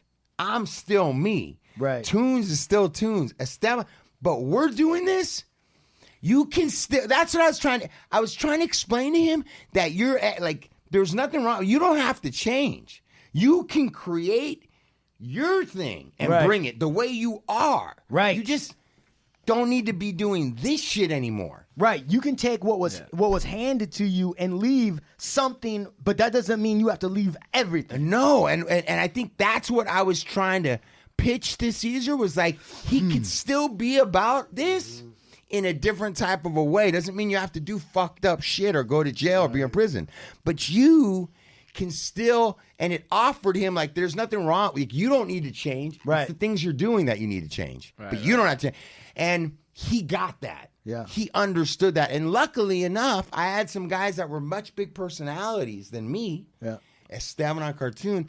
And I really felt like we were like the billboard for, bro, you can still be that motherfucker because people think, and he understood that, okay? Right. He understood that. I remember the interesting thing, if you're living raw, kind of like it reflexively to whatever the shit is that happens to you, and then you react and all that kind of stuff. It's one way of living, but it's like when it got put on me and goes, well, you got to fucking, you got to be different. Every idea you had is a bad idea that brought you to where you're at right now. Tate. That's not true. And the thing is that the sad part about that is that like that forgoes all the strength. That every one of the mountains you climbed up into that point gave you. Right. You know what I mean? Right. You still got all those fucking legs and all those little things infused you with the fervor and the ideas and the honor or not or whatever it is that made you, and that whole thing of hanging on to the goods of the framework. Right. But adjusting the compass. Yeah. Right. Like that's such a big course of our lives. It is. What you want to say? Shit, I forgot. You want me to take her out? My dog's going crazy. Hey, Pee in the middle of the room. what, Sean? You've just listened to an alpha male roundtable, and you're an alpha male. What is? Maybe she doesn't want to go. What are you taking away from this? Like, what's going on through your mind, Sean, when you're listening to Cesar and Tate and Big Steve? Everybody's talking about taking C's and trying to help him do this and that and where he was. Man, I just think what a blessing it is to come into the energies that you need in life. You know what I mean? Like to finally find something that's like the answer that you're looking for. Right. That's, Do you have, I'm actually curious now because what we just heard, I'm not trying to go somewhere, but I'm just saying, Steve basically said, like, look, you can be this and you can not do that. And Tate's saying the same thing. He's like, you just make a slight adjustment. Is this resonating? Like, do you have a piece of you that you feel like needs to change, or that you're like, oh, I'm just going to do a slight twist, or is any of that like applicable to you? I mean, yeah, absolutely. What? I mean, I'd love to be, on top of my shit all the time, and you know what I'm saying? Just No, seriously, just what? like, I mean, a lot. What's the primary thing that you want? Why is this funny? I'm trying to. I don't because his answers are funny. Oh. A lot. He said it. I want to be on top. I want to be on top of. No, what's a primary thing? Like you're listening, dude. Tate just got done like bearing his soul and saying like "fuck, man," and C's, and I'm saying to you, C's is in tears, and what do you got to say? Goddamn C's it. got shot up and he rolled down a hill. Yeah, right. Goddamn. No, How about you? No. I'm not. Yeah, I've never been shot. No. What happened to you? No, let's not make a mockery of this. No, I'm serious though. He's like, getting pissed now. He gets pissed easy, bro. No. I want to know, like, what's a primary thing that you're listening to this and you're thinking, fuck, if the right energy showed up. I mean, how do you know that me and Steve and Tate aren't the right energies And for stop clenching your fists, bro. No. Nobody's having a fight here. No, seriously, what No, is... sometimes I think, with the right. What I'm laughing because Tate's laughing. Just the right... I'm saying with the right personality. Like maybe I've missed out on an experience or an opportunity because I wasn't more assertive or maybe the right people weren't around or something, right? Yeah, right. or maybe I wasn't misunderstood, or maybe my energy was off or something like that. See, that's why I was asking because I feel like Sean is like a really talented dude. Like I mean, Sean didn't end up. Let me just tell you something, dude. Go ahead. Sean may say that. Right. He may say that. Right. Say what? But wait. Go ahead. Oh, maybe, and things didn't, and I maybe. Right. Yeah, But what room did you end up in? that's true. That's You true. didn't end up here by mistake, dude. That's Right. true. And you didn't end up in the room with these dudes and with me and Schumahan as Right. partners. That's by accident. true. That is true. You somehow finagled your way into this motherfucking podcast, did you know? You somehow, your energy, right? Right. Your energy and what you were listening and what you were attracted to aligned you right here. Yeah. So I don't know if that's necessarily, you got here maybe different footsteps. They might look different than his, Right. but something pulled you. Nah, that's in a here right deep now. insight. What are you taking away from what he said? Like I hear that, and that's What are you taking away from what he like just I'm said? just consumed with my own shit right now. That's all right. To- And that's I mean, all right. I That's got okay. something. Yeah. You want to know something? You want to know something? You know, Sean, and you've had quite a walk in your life, and you've shared some things. But why is it that there's 7 billion people? Yeah. I mean, like, there's fucking so many people that will never, ever, ever have crossed paths or had a conversation with Schumann. Yeah. Which I think is fucking, he's one of the biggest gifts to the fucking planet, Oh, bro. that's so sweet, man. Dude, to meet a guy like this in your life, Yeah. Tate, and for him to share at the level he's sharing with what's going on Yeah. now and who he is, Yeah. like this guy, and then Caesar, man, like what Caesar's been through. It's just like a Lepke too. It's like, How many why people did you get- get to be Yeah. in here and cross paths and hear all the... Now, what is it that I'm to gather from all these amazing men around me? There's something that I'm getting to get if I'm awake. No, you know to what? get all this. What I'm taking from what you're saying, especially and applicable to all of us, but also to Sean, is that I wanted him to understand or at least feel, because sometimes I feel like Sean feels like an outsider a little bit. Yeah. Is that true? Yeah. Because I think Sean sometimes feels like an outsider because Sean's listening to the stories of what happened, and they're very different than what his That's part of it. experiences. That's part of it. Yes, and I think though, But like he doesn't see that he's here too.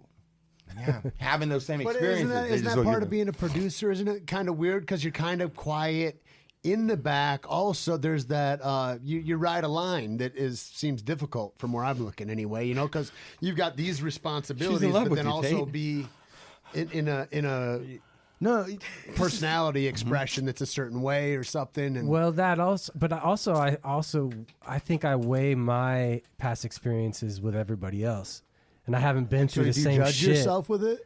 Well, I just haven't been through the same shit that everybody else has been through. Right. But nobody has been through all the same shit, right? And it's like, Yeah. what you develop, everybody's got their own. Your own shit. What did I have to walk over? I feel like everything in life has signals, and there's certain signals that we receive, and there's certain signals that we output, and so sometimes we can like connect into some kind of conversation, connect into some kind of situation because we have a relationship with the dynamics of that situation.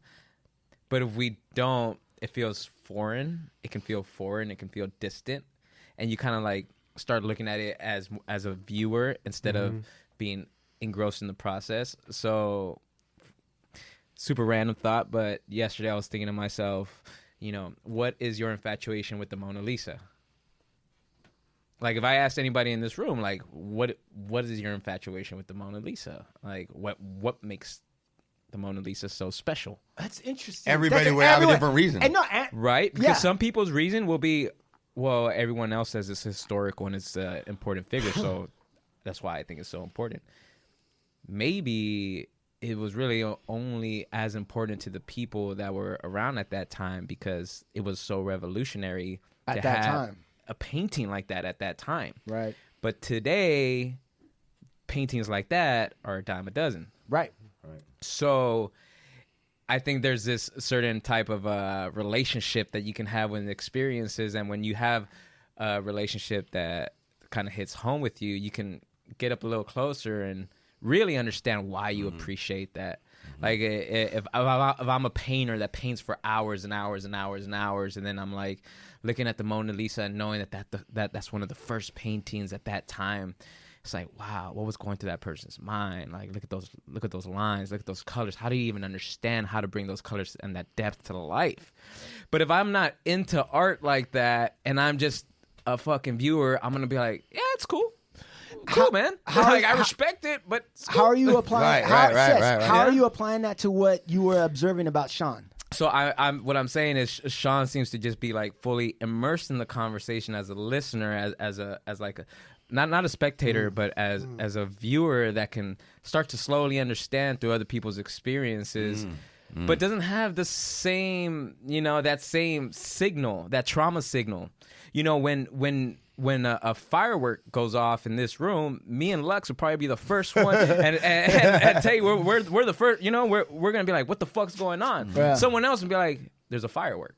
Right. I'm thinking gunshot.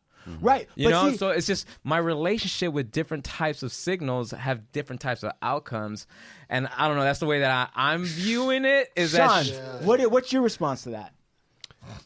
I agree with him. For sure. I like that too. And I think on top of that is also that a friend of mine put on me the other morning, we had coffee, and he goes, we were talking about another friend in common. He goes, he's a extroverted processor. And I never heard that term before. And he goes, and I'm more of an introverted processor.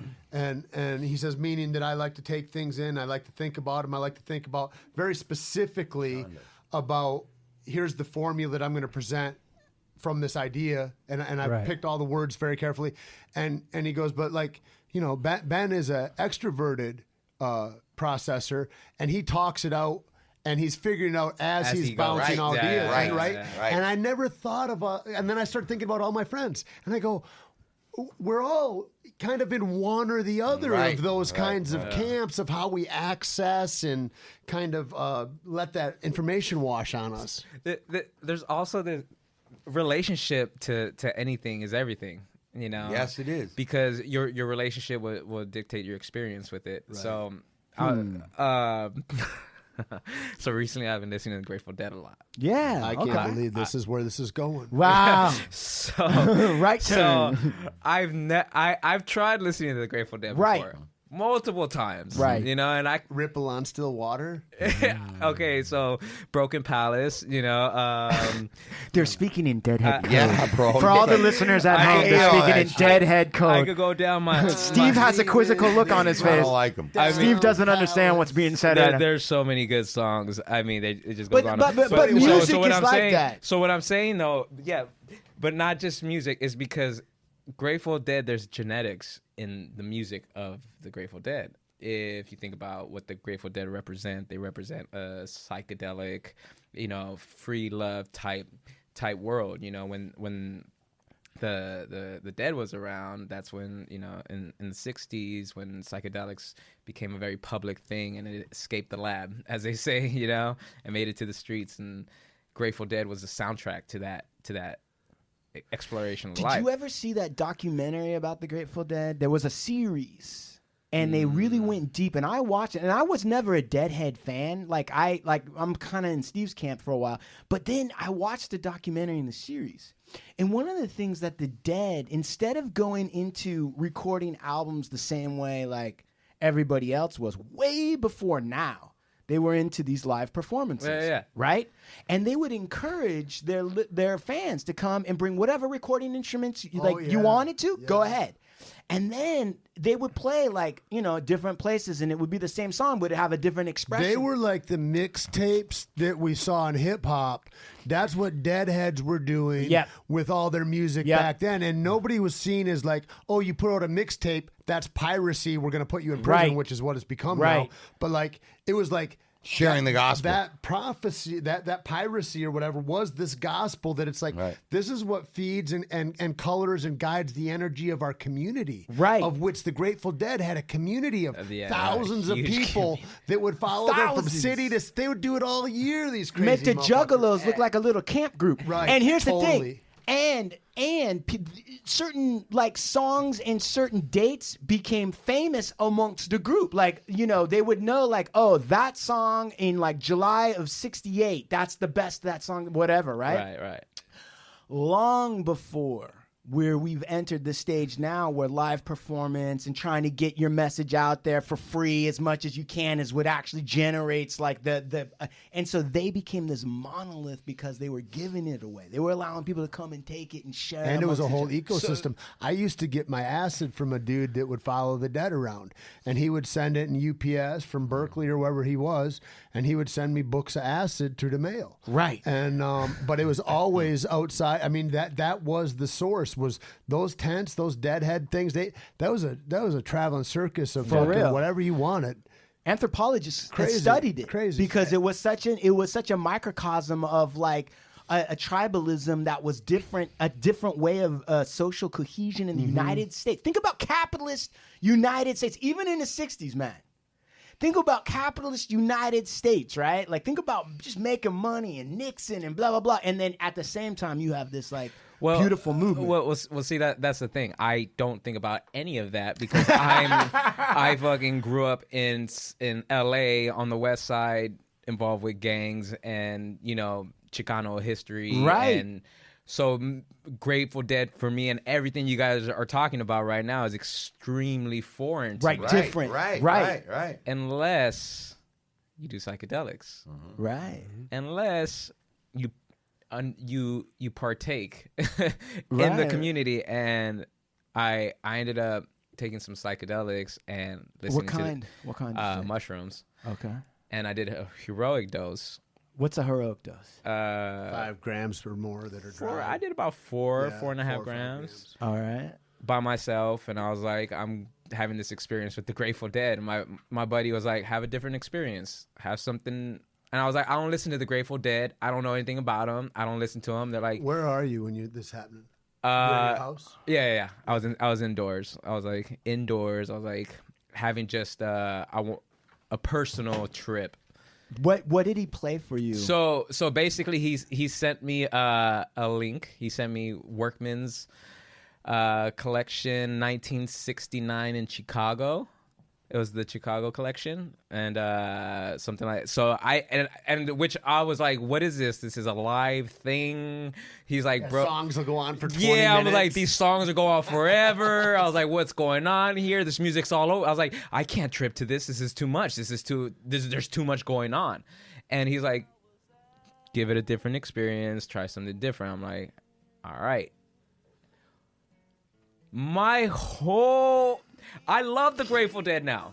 I understand it. I get it. I know what they're doing. I see it. There's genetics. There's life. There's messages. They take you on these trips. They guide you. They bring you back home. They take you through the chaos, but they keep you safe and they keep you guarded. And I didn't know that. I didn't know that that's what the Grateful Dead was doing. I didn't know that there was all these key little messages that they were dropping in to their music, and that they weren't creating lyrics. They were creating an environment. They were creating a movement. They were creating like this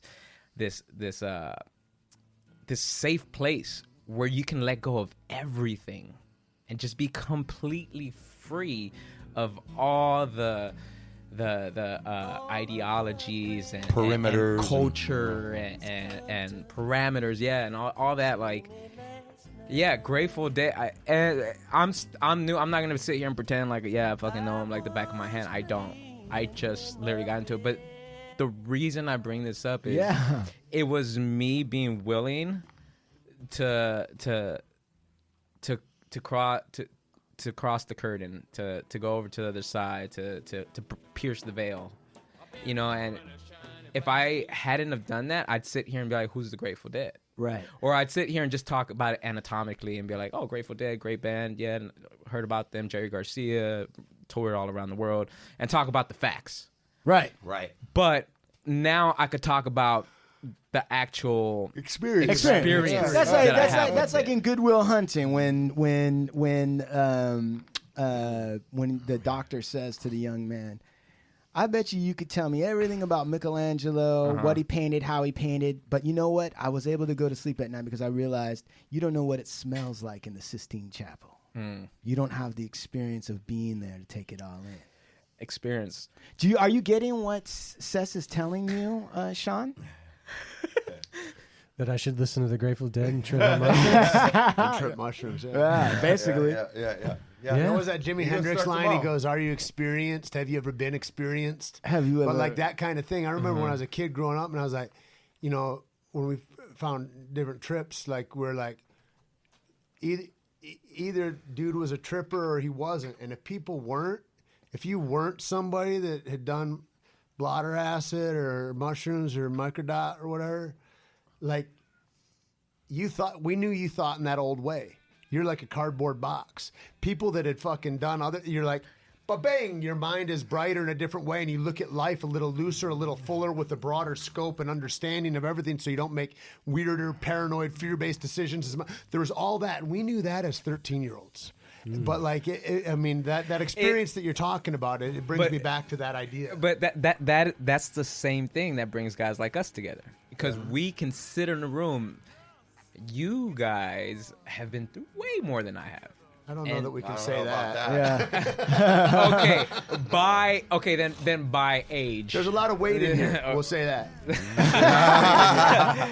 But basically, historical weight. You guys have been through some experiences that I've never been through. And you've been through experiences we haven't been through. But we're able to have these conversations and talk about everything in a way where it doesn't hold us. Well, for me, what's unifying is that there's these touchstones that draw us all together. Right. But like the inspiration and empowerment that I can get from your experience, that's what I've been sitting here laying back with for the last hour, is like going, is how much I gain from all those perspectives. So when you got people that you love and trust that come together and they start spitting their road, what that's been, there's so much that I can adopt from that helps me, man. It's been real valuable. But this is the reason why I bring Old Blue Eyes in the conversation from time to time, because I think he does. I do think you have a sense of a spectator a little bit, right? Yeah. And I think it's, and I want you to see that you're in it. Like you're actually a part of it. I really appreciate that. Honestly. I honestly do. Sometimes I feel like I gotta just hug you into it, and then sometimes I feel like I just gotta punch you in the chest and pull you right in. But he's here. Maybe you could jerk him off. I don't know why Steve always goes. Steve kiss him on the neck and jerk him off. Steve's always got pants down. It's a little gesture we can go that'll make you feel comfortable. What's it off us? Right. Because I'm a gentleman. My hand's nice and smooth now. Okay, thank you very much. Hey, jerk the homie off. Yeah, Caesar. Yeah. So, I tell you, this is one thing I do want to say. As we're kind of wrapping or moving towards that direction, there's a lifestyle, there's a culture and a lifestyle in California. It's a gang culture, and I certainly was sold and bought into that culture for a while, and it's very different than anywhere else in the world. What goes on and what we do, and I'm talking about the hood shit. I know how volatile that dynamic and that lifestyle is. 3 things are going to happen. You're going to prison, you're going to die, or you're going to get shot. You know? And in that are some other things where you may have to take things that you don't make it out of that. Very few people make it out of that hot of an environment. OD, die, prison, you know. Or haven't played themselves, ratted on the whole neighborhood, Right. done this. Sure, Right. It's like the a lot majority, of mistakes to make. Right, there's a lot, bro, and one of those things usually are gonna get you. One of them, just one of them's gonna get you. Right. And very few can make it out of that, man. Very few people can ever get away from the cycle long enough to rebuild a life. Right. And I feel like Cesar. I feel like you're really one of those guys, man. A lot of it has to do with not the act of getting away, but the act of finding and being and just like really starting to understand what points in life are my points. You know, Yeah. What points am I gonna hit and watch flourish, you know? And those points used to be so different back then. It's like, oh, I got to hit that point. I got to make sure this gets done, that gets off the list. Or whose respect you want. Exactly. Is different, right? Exactly. Like It's a very different world. There's a lot of different points. You're living by a very different system, you know? And I think we all live by some kind of system within our own minds. You know, we all have different things that are important to us. You know, we have, whether it's you know, providing for a family or providing for a business or providing for a home or all three. or your own purpose, you know, finding, you know, really executing on that one great idea. But the point I was trying to make was that I created different points. I found different interests. I found different ideas and ways of living that interested me and that really felt grounded to me, and I started to move towards those things. So as I got busy moving towards it, the other things naturally moved away. You know, I didn't have to push anything away, and you know, I think that's sometimes a struggle with things. It's like the push, you know, people. I think also that's interesting that you thought it was available to you, because there's no signs of your upbringing that show that there's any other kind of life that's available to you except what you're seeing. Yeah. And so that idea that you could have a different life did you always know you could have I mean, yeah, you said you had like a hope. There was always like this. It's like looking at the what's the little star in the sky? The North Star. I mean, it's a weird thing when you go out die for these streets. Yeah. And then also have the same thought in your head, I'm better than these fucking streets. There's more to this for me than these, you know, like to have both those occurring at once is fascinating. Yeah, I don't know where that came from. That speaking in those terms, like where that hope or that little jewel in the sky came from, I don't know. I don't know how it all appeared. What is your most unlikely hero or somebody that you look up to, given from like what people expect from your past? What people expect. But what now, when you look now, what is the most unlikely thing that you're like, or person or whatever that you look up to? I mean, it's probably everything that I do. Grateful Dead. The Grateful Dead. I mean, what else? You know, chanting "Om Namah Shivaya," coloring your hair. Yeah, like you know, coloring my hair. I don't know. Judging people on the content of their character rather than where they're from. I mean, it's like, do you have an artist that you look at that you go, man, that to me is the highest of high? I think I look at more when I look at like philosophers. I think about you know, teachers and like speakers. You know, I listen to a lot of Alan Watts and Terrence McKenna, and then Ram Dass, you know, I go into that kind of stuff, and you know, the Stoics, you know, like Marcus Aurelius and Zeno, and you know, then you go into like Aristotle and go back to psychology, like Carl Jung and Nietzsche and Nietzsche, and you know, like exploring all the different ideas of what life is and exploring these different minds has helped me assemble my own little household of thoughts. You know, like that? Yeah, I love that. But no, because Tate, you listen to. I mean, you were kind of like into Jack Cornfield and Ram Dass and some of those dudes, right? Yeah, no, me and Tate go. Me and Tate They go hard. Yeah, that's why. That's one of the things that brought us together was we sit here and we talk about all these people and their ideas all day. Like, I think I read The Alchemist. Or no. That was before you went on that trip. I wanted to go on a trip, and then Tate's like, "You should go on the trip." I was like, "I can't go on the trip." He's like, "Why can't you go on the trip?" He's like, Yeah, why can't you? I was like, "Well, It's a big trip too. This is a kid from Culver City. Right. He's gonna go overseas, and he's gonna go somewhere like it's crazy. I've never been overseas before, and Yeah. I didn't even have a passport. And I was like, I wanted to go to Europe. I wanted to go to Germany for the CrossFit Games. I was really deep into CrossFit at the time. And Yeah. Tate was like knew everything and everyone, and Right. I was like, Tate, I want to go to the CrossFit Games in Germany. How sick would that be? He's like, why don't you go, dude? I'm like, I can't do it, man. He's like, why not? I was like, bro, I got to get a passport. I need this. He's like, sounds like you could. Yeah, he's like, Shit. sounds like they're just things you got to get done. Right. And then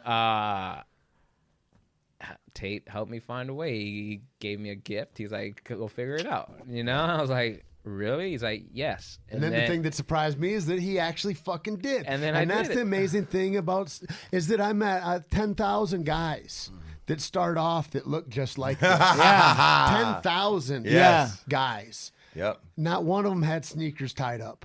Not one of them had any legs to go anywhere. Right. But fucking you'd put shit like that to see. I mean, that's the crazy thing about coaching people or whatever is like you give a scrap to somebody and watch what they do with it. Right. Oh, fuck.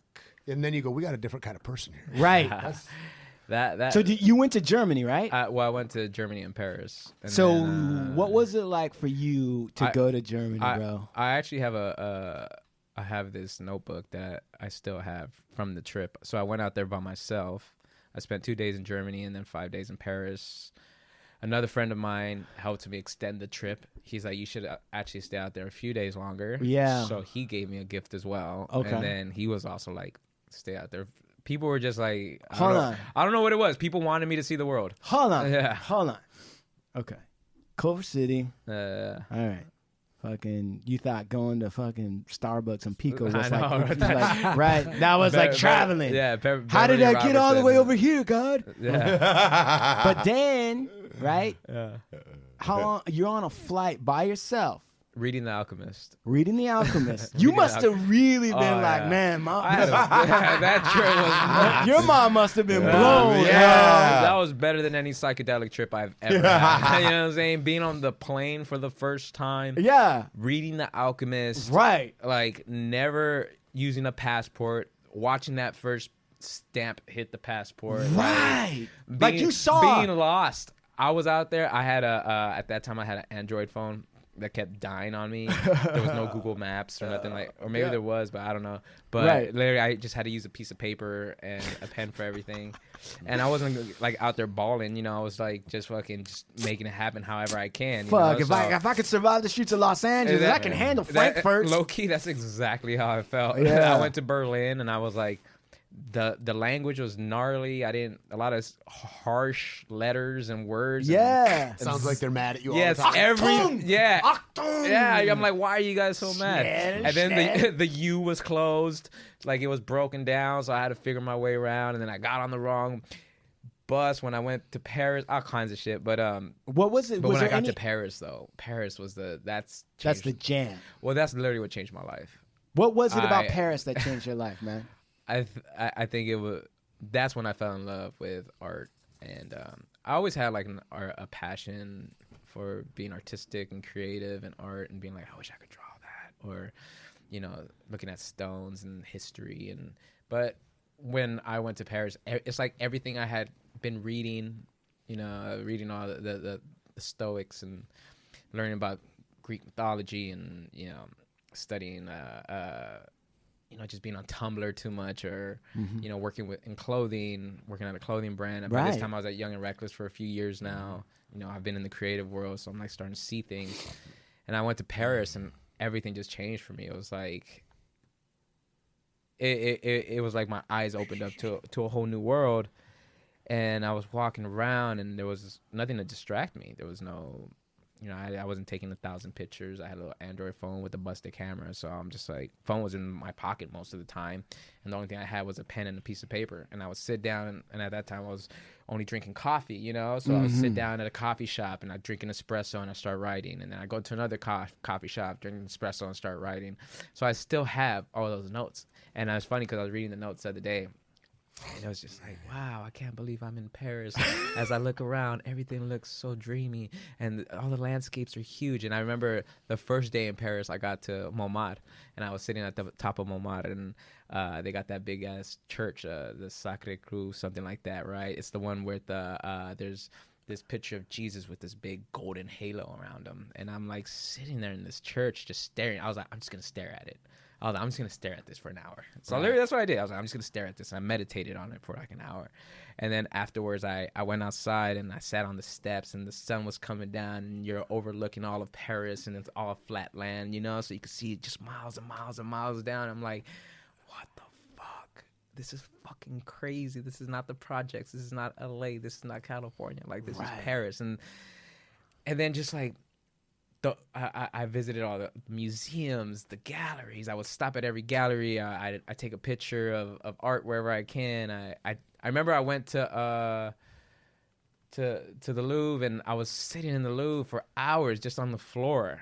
I was like, I'm just gonna sit here and just look at these statues. I'm just gonna sit here and just look at these statues, and I did. I just sat there, and I just sat there, and I sat there, and I admired everything. And what's the scene like there? Is like, are there other people doing that, or are you afraid somebody's gonna tell you to get the fuck up off the ground? It was so weird because like I didn't know a lick of French, So I'm just like, all I know is they might try to talk to me, but merci beaucoup, Wi-Fi, croissant. Voulez-vous avec moi? I literally have there was this chick that only spoke French, and I go visit her at the bakery and just talk about baguettes and just point at the moon and shit. Yeah, I don't know how it worked, but it worked and shit. Yeah, and it was crazy, but no, I felt very different. I felt like there was no one else like me. I walked around this. And I would walk around. I randomly walked into the cemetery, and it happened to be where Jim Morrison was buried. Right. And I didn't even know that. I didn't know that he was even buried there. I sign. had no connection of anything. I was just like wandering. And then later on, I was like, oh shit, that's where Jim Morrison was fucking. And, it's just like all these things are just revealing themselves as I'm walking through. And I have no understanding of anything until later on down the year. And then when I went to Paris again later on, I think I had a different experience. And then since then, I've been to different places. I've been to Thailand, Brazil, Paris. So to Mr. and Mrs. Earbuds who are listening right now, sis, let's not pull any punches. For the young person who's never been anywhere, and they got a magic trip to, or the old who's never been anywhere, Blue Eyes maybe has never been anywhere. What would you recommend for them going to Paris? They've never been anywhere else. They're getting dropped right in there. All they've got is their little experience. What advice or thoughts would you impart to that person? Honestly, just there's no real plan. You gotta just let that city guide you, and that's really what happened with me. I just let it guide me. I would look up a lot, and I just walk. So I would look. Crazy how much you gotten from letting go. I really. You know what I gotta say too? I want to just say look this up too. and go. Yeah. I want to say this too, and that is that I want to give a shout out to to the guys over at Young Records. I want to give a shout out to Drama, shout out to D Murphy, and Anand. I gained so much information and business savvy and so much from this dude D Murphy, who I want to have on the show. Yeah, I'm ready. I mean, this fucking guy is one of the smartest business people I've ever met in my entire life. And he taught me a lot. He's a lot younger than me, but he taught me so much about business. But the thing is that he was actually the owner of Young and Reckless. He was really the finance behind it. Mm-hmm. And when I brought Cesar on, I think I got him a job just to get him in the door at doing street promotions. Mm-hmm. And Cesar was like, all right. And he would like do shit, and then he wanted to like come in and discuss like a game plan and he would like take something little and make it really serious. Right.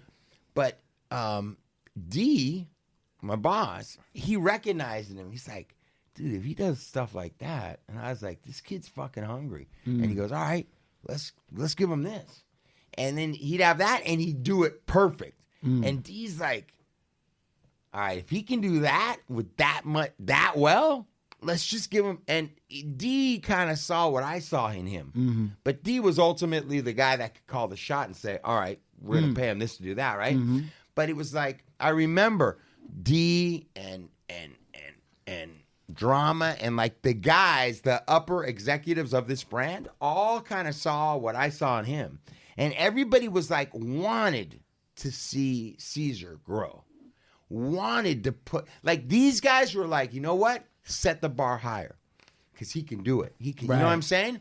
And everybody had a common, I wanted to say that everybody had this common idea that they knew his ability. And everybody collectively felt like, let's just give him and see what he can do.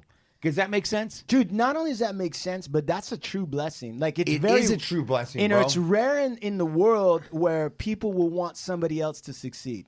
But I'm telling you, bro, that's really how it was. Like, everybody saw the gift in you and was like, this dude's showing up, bro. How are you going to be mad at this dude? Right. He's showing up. And it's like more and more until he becomes production manager, and then he's just running. I mean, he really, bro. I got to tell you, man. People don't look at where they can add value to life at all. Right. They just go, how do I get out of this? How do I survive? It's all hard anyway, whatever. Right. Fucking, that's the one thing. The way what you just said, man, and put words to it is that, like, the motherfucker, ever since I ever met you, you show up and look, where can I be useful? And then you look at, like, oh, is that the thing about being useful? Okay, how can I make that thing better and work better and leave it better that's the thing, man. How do I leave this shit better than I found it? And I think that's a beautiful thing. You know what I love about that is that, like, I have a lot of friends that are into self-empowerment, self-improvement. They got to actually be told that lesson. Like, they got to have somebody else be like, hey, you got to learn how to add value. But to have that gift naturally and to have other people see that is beautiful. And it's that principle of, like, if you have dominion over few, you will be master of many. If you can take care of the little things with excellence, then you can grow. Most people are just trying to do the big thing with excellence. They haven't even started the small shit yet. It's so funny. As you say that, I'm thinking to myself, it's like dominion of a few. Is that what you said? Yeah, if you can have dominion over few. I kind of think about, like, the different dimensions of the mind, right? Right. So, like, if we can have dominion over the different dimensions of our mind, right? Over the different aspects of self. The different aspects of self, physical, mental, the emotional. Right. You know, and learning to kind of assimilate with all these different parts of us, that's when real change started to happen. Like, that is when things really start to develop in life. That's when new things start to enter that you didn't see that they were coming. Is my focus wasn't so much on what I can control that's outside of me. It's more, what can I work with that's in me? Right. You know, it's like, I already have the tools. I already have the knowledge. I already have what I need to do to be able to get through. Everything else that I'm learning is just part of a chain reaction of actions and actions and actions. So when I got to Young and Reckless, it was just do.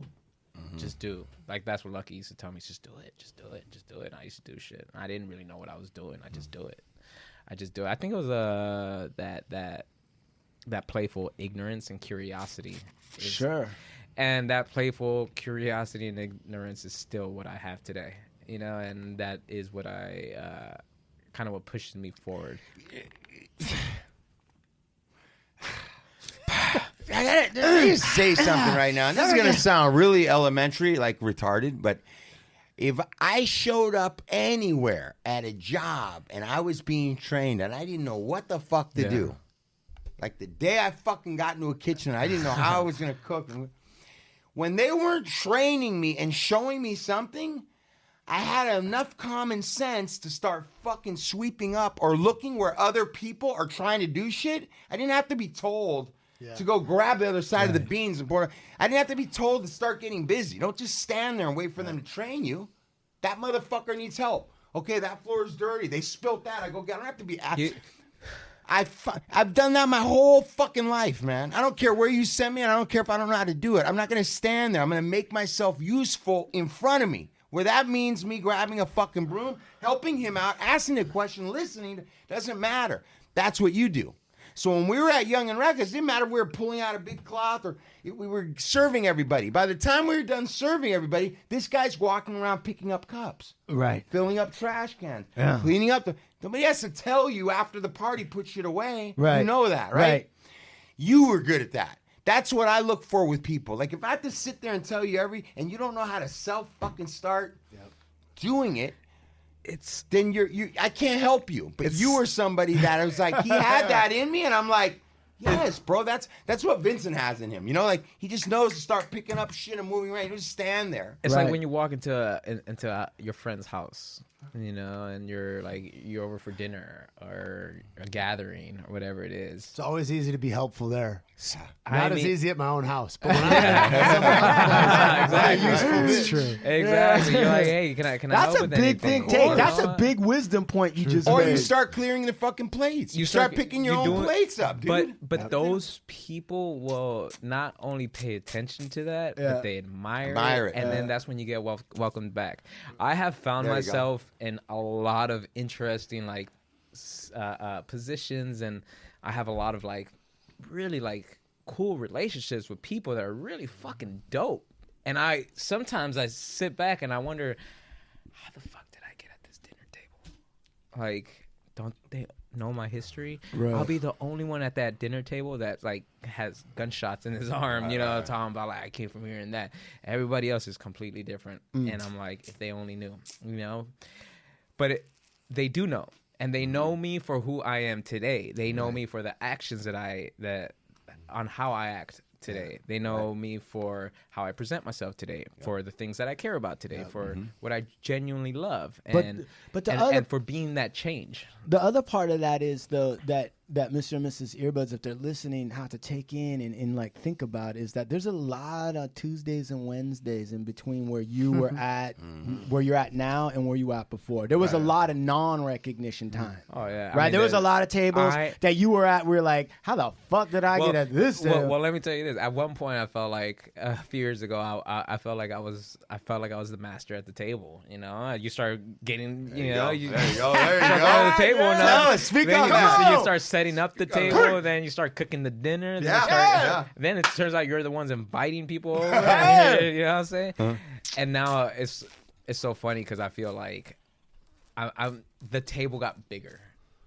After a while, you're like, this is a nice table. Right. It's cool, but when you're when your ego comes to play, there's no room for that. And you're the ego is a friend that should be mastered. And I feel like I'm just sitting at this very, very, very, very long table that I'm really at the end, and I'm looking at all these other great souls and pieces of art and literature and history that I'm like, wow, if I could only make a dent just like these people. And I guess I'm talking about very grand. I've been studying a lot of Hinduism and studying a lot of art and studying all these like I said, the teachers and the philosophers and the creators, the people that left something, the people that made a change in the world that we still use today. Right. Someone created these microphones. Someone created a desk. Someone created a building. Somebody created the name Caesar. Someone created, and Caesar itself. Think about that. I think about that every day. I'm like, this guy took a name and made it synonymous with king. I know. I think about that all the time. Or salad. Or salad dressing. or a palace. But yeah, I drive around and I look at the sky now, or even when I take the dog out for a walk, and I'm like, everything is artistic. Yes. every single thing was designed. Created. Yeah. Everything that we are sitting on, that we are touching, came from somebody's mind. Yes. At one point, this was non-existent. It only existed in the mind of someone. Yes. Right. And until it manifested, it was just an idea. It was a theory. Right. It was an impossibility. Yeah, it certainly wasn't true. And it wasn't true. Right. It was not true. Yep. And a lot of it was incremental, meaning that it not only was the vision in someone's Tesla's mind, vision didn't come to life till today. You know what I'm saying? it was incremental. A lot of it was built upon another person's vision. Yeah. Right? Dude, I was thinking about today in my run, dogs. I was thinking about motherfucking dogs. And I was like, you know, they can trace your dog, my dog, all these dogs, how that looks so different down to the gray wolf. From one dog that somebody, I don't know who this smart motherfucker was, but somebody was like, I bet you see that wild animal out there? I bet you if we fed it, brought it into the fire, I think about that all the time. we could he could help us out. Domesticating. We dogs. could work together. When the Europeans first came to the New World, there were no horses. That was brought by the Spanish. Yeah. All the Indians had were fucking dogs. And these dogs were all different, and they were all helping out. They were all helping out. So somebody was like, man. And I guarantee you, for that one guy that was like, or gal, who knows, that was like, I bet you if we fucking saved a couple of these fucking buffalo ribs, and we fucking got the dog over here, and we could do some shit with it, blah, blah, blah. There was a bunch of other people that were probably like, you don't want to fuck with that, man. Like we've been without a dog for millennia. And if we were always done it dogless. Right, exactly, right? Right.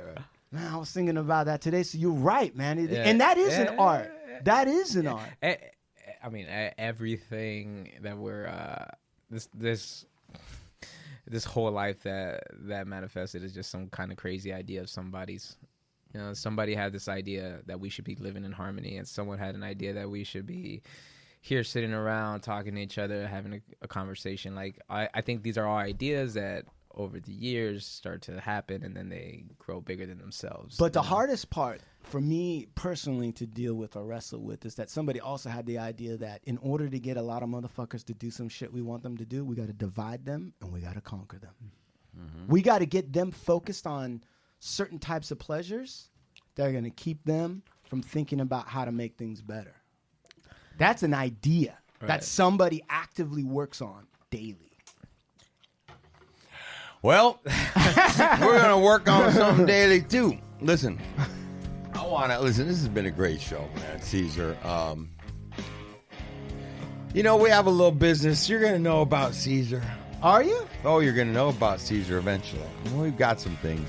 We got some things planned. But for right now, I just want to thank you, bro. I want to thank you for not only coming on our show today, I want to thank you for being who you are, man, and continuing to be in my life and showing up. And you've affected me and a lot of people around you. Know that, bro. And I'm nothing but love for you, Seth. Thank you for coming today, man. Yeah, thank you for having me. I love Yeah. my guys. And Tait, thank you for sitting on the show. Yeah, it was great, Tait. bro. It's an honor to be here. It was an honor to have you. Honestly. Awesome. Do you either of you guys want to give any shout outs or Caveman Coffee? CavemanCoffee.com. You can find a great brand that me and a couple friends made. We're out there, and just find me at Tait Fletcher on Instagram, wherever I'm easy to find. Beautiful. I just got love for everyone out here listening. You know, everyone from the West Side, everyone from LA, California. Hey, we got people from Saudi Arabia listening. Oh, let's go. Yeah. And where in Mexico? I don't know. What do you mean? Mexico. But we got people in Guatemala. We got Wow. Australia, We got Indonesia. Canada. The Aussie. Oh, Japan. Japan. Aussies are like our second biggest audience. Yeah. Oh, Same, that's yeah. where I'm trying to go next. Aussie. Oh, let them know. If there's any Aussies, you know, Hey. what's good. Yep. You know? Cesar. Actually, I got You one. want to go on an adventure from Australia to Bali and down. Hey, Australian dude hit me up. He wants a hard luck T-shirt, so I'll just send it with you. Yeah, on the put it in plane. your bag. Any shout outs? Sean at hardluckshow.com. For all your audio needs All of them audio. and beats. Hey, any You got to call rappers? Patrick Hollis before I leave know. it. Yeah, man. BrainTreatmentCenter.com. If Yeah. you want to know about the Yeah. other shit that I've been up to, is like those are the people that helped me a bunch. What is it? Braintreatmentcenter.com. Awesome. Caesar, what are you up to right now? What's going on? Yeah. In life? Yeah. On the professional tip. On the professional tip. So we covered everything else. Yeah. very unprofessional. Currently working with a cannabis brand. Oh, yeah. We're getting all our licenses together. It's called Space Packs. It's a high-end exotic cannabis. So, Hey, I want to talk to you because I got a guy that one of my ex-clients is looking. He's got manufacturing in California and something else. So if you want to, he's trying to set something up. Okay. yeah, we can definitely talk. Set those guys up. So yeah, I'm doing that, and then I got a brand that's coming out next year. It's called Head Trip, and it's an intellectually stimulating ride. It's based on my adventures with psychedelics and religion and spirituality and philosophy, and kind of bringing all those different organisms together and kind of presenting it in a way that I think should be genuine and real to me and us out there. Nice. Head Trip. We'll keep our eyes open for that. And we'll go. You're going to be back in, updating it. This is a platform for you. Yeah. So you come in here and you use it, right? Yeah, come in here. Big shout out to Supermax Hardware. That's www.supermaxhardware.com. Check us out. To Vibes Rolling Papers and Vibes Drops. I fuck with Vibes. I use them very, very much. Yep, Vibes is it. Big shout out to the Cookies family, Burn, and the Soul Assassins, the West Side, and everybody in the city of Santa Monica. Just thinking about all you guys sending shout outs. And Ovando Bowen, LLP, if you want a lawyer that wears braids to court, scares the judge and scares the opposition, I'm your fucking man. Yeah. There you go. And check out my Instagram, Chumahan_, for early morning motivation running videos and poetry. Yeah. Let's go. Let's go. Let's go. Let's go. H2K, the Hard Luck Show. Hard to kill. Hard to kill. We're out of here. Adios, amigos.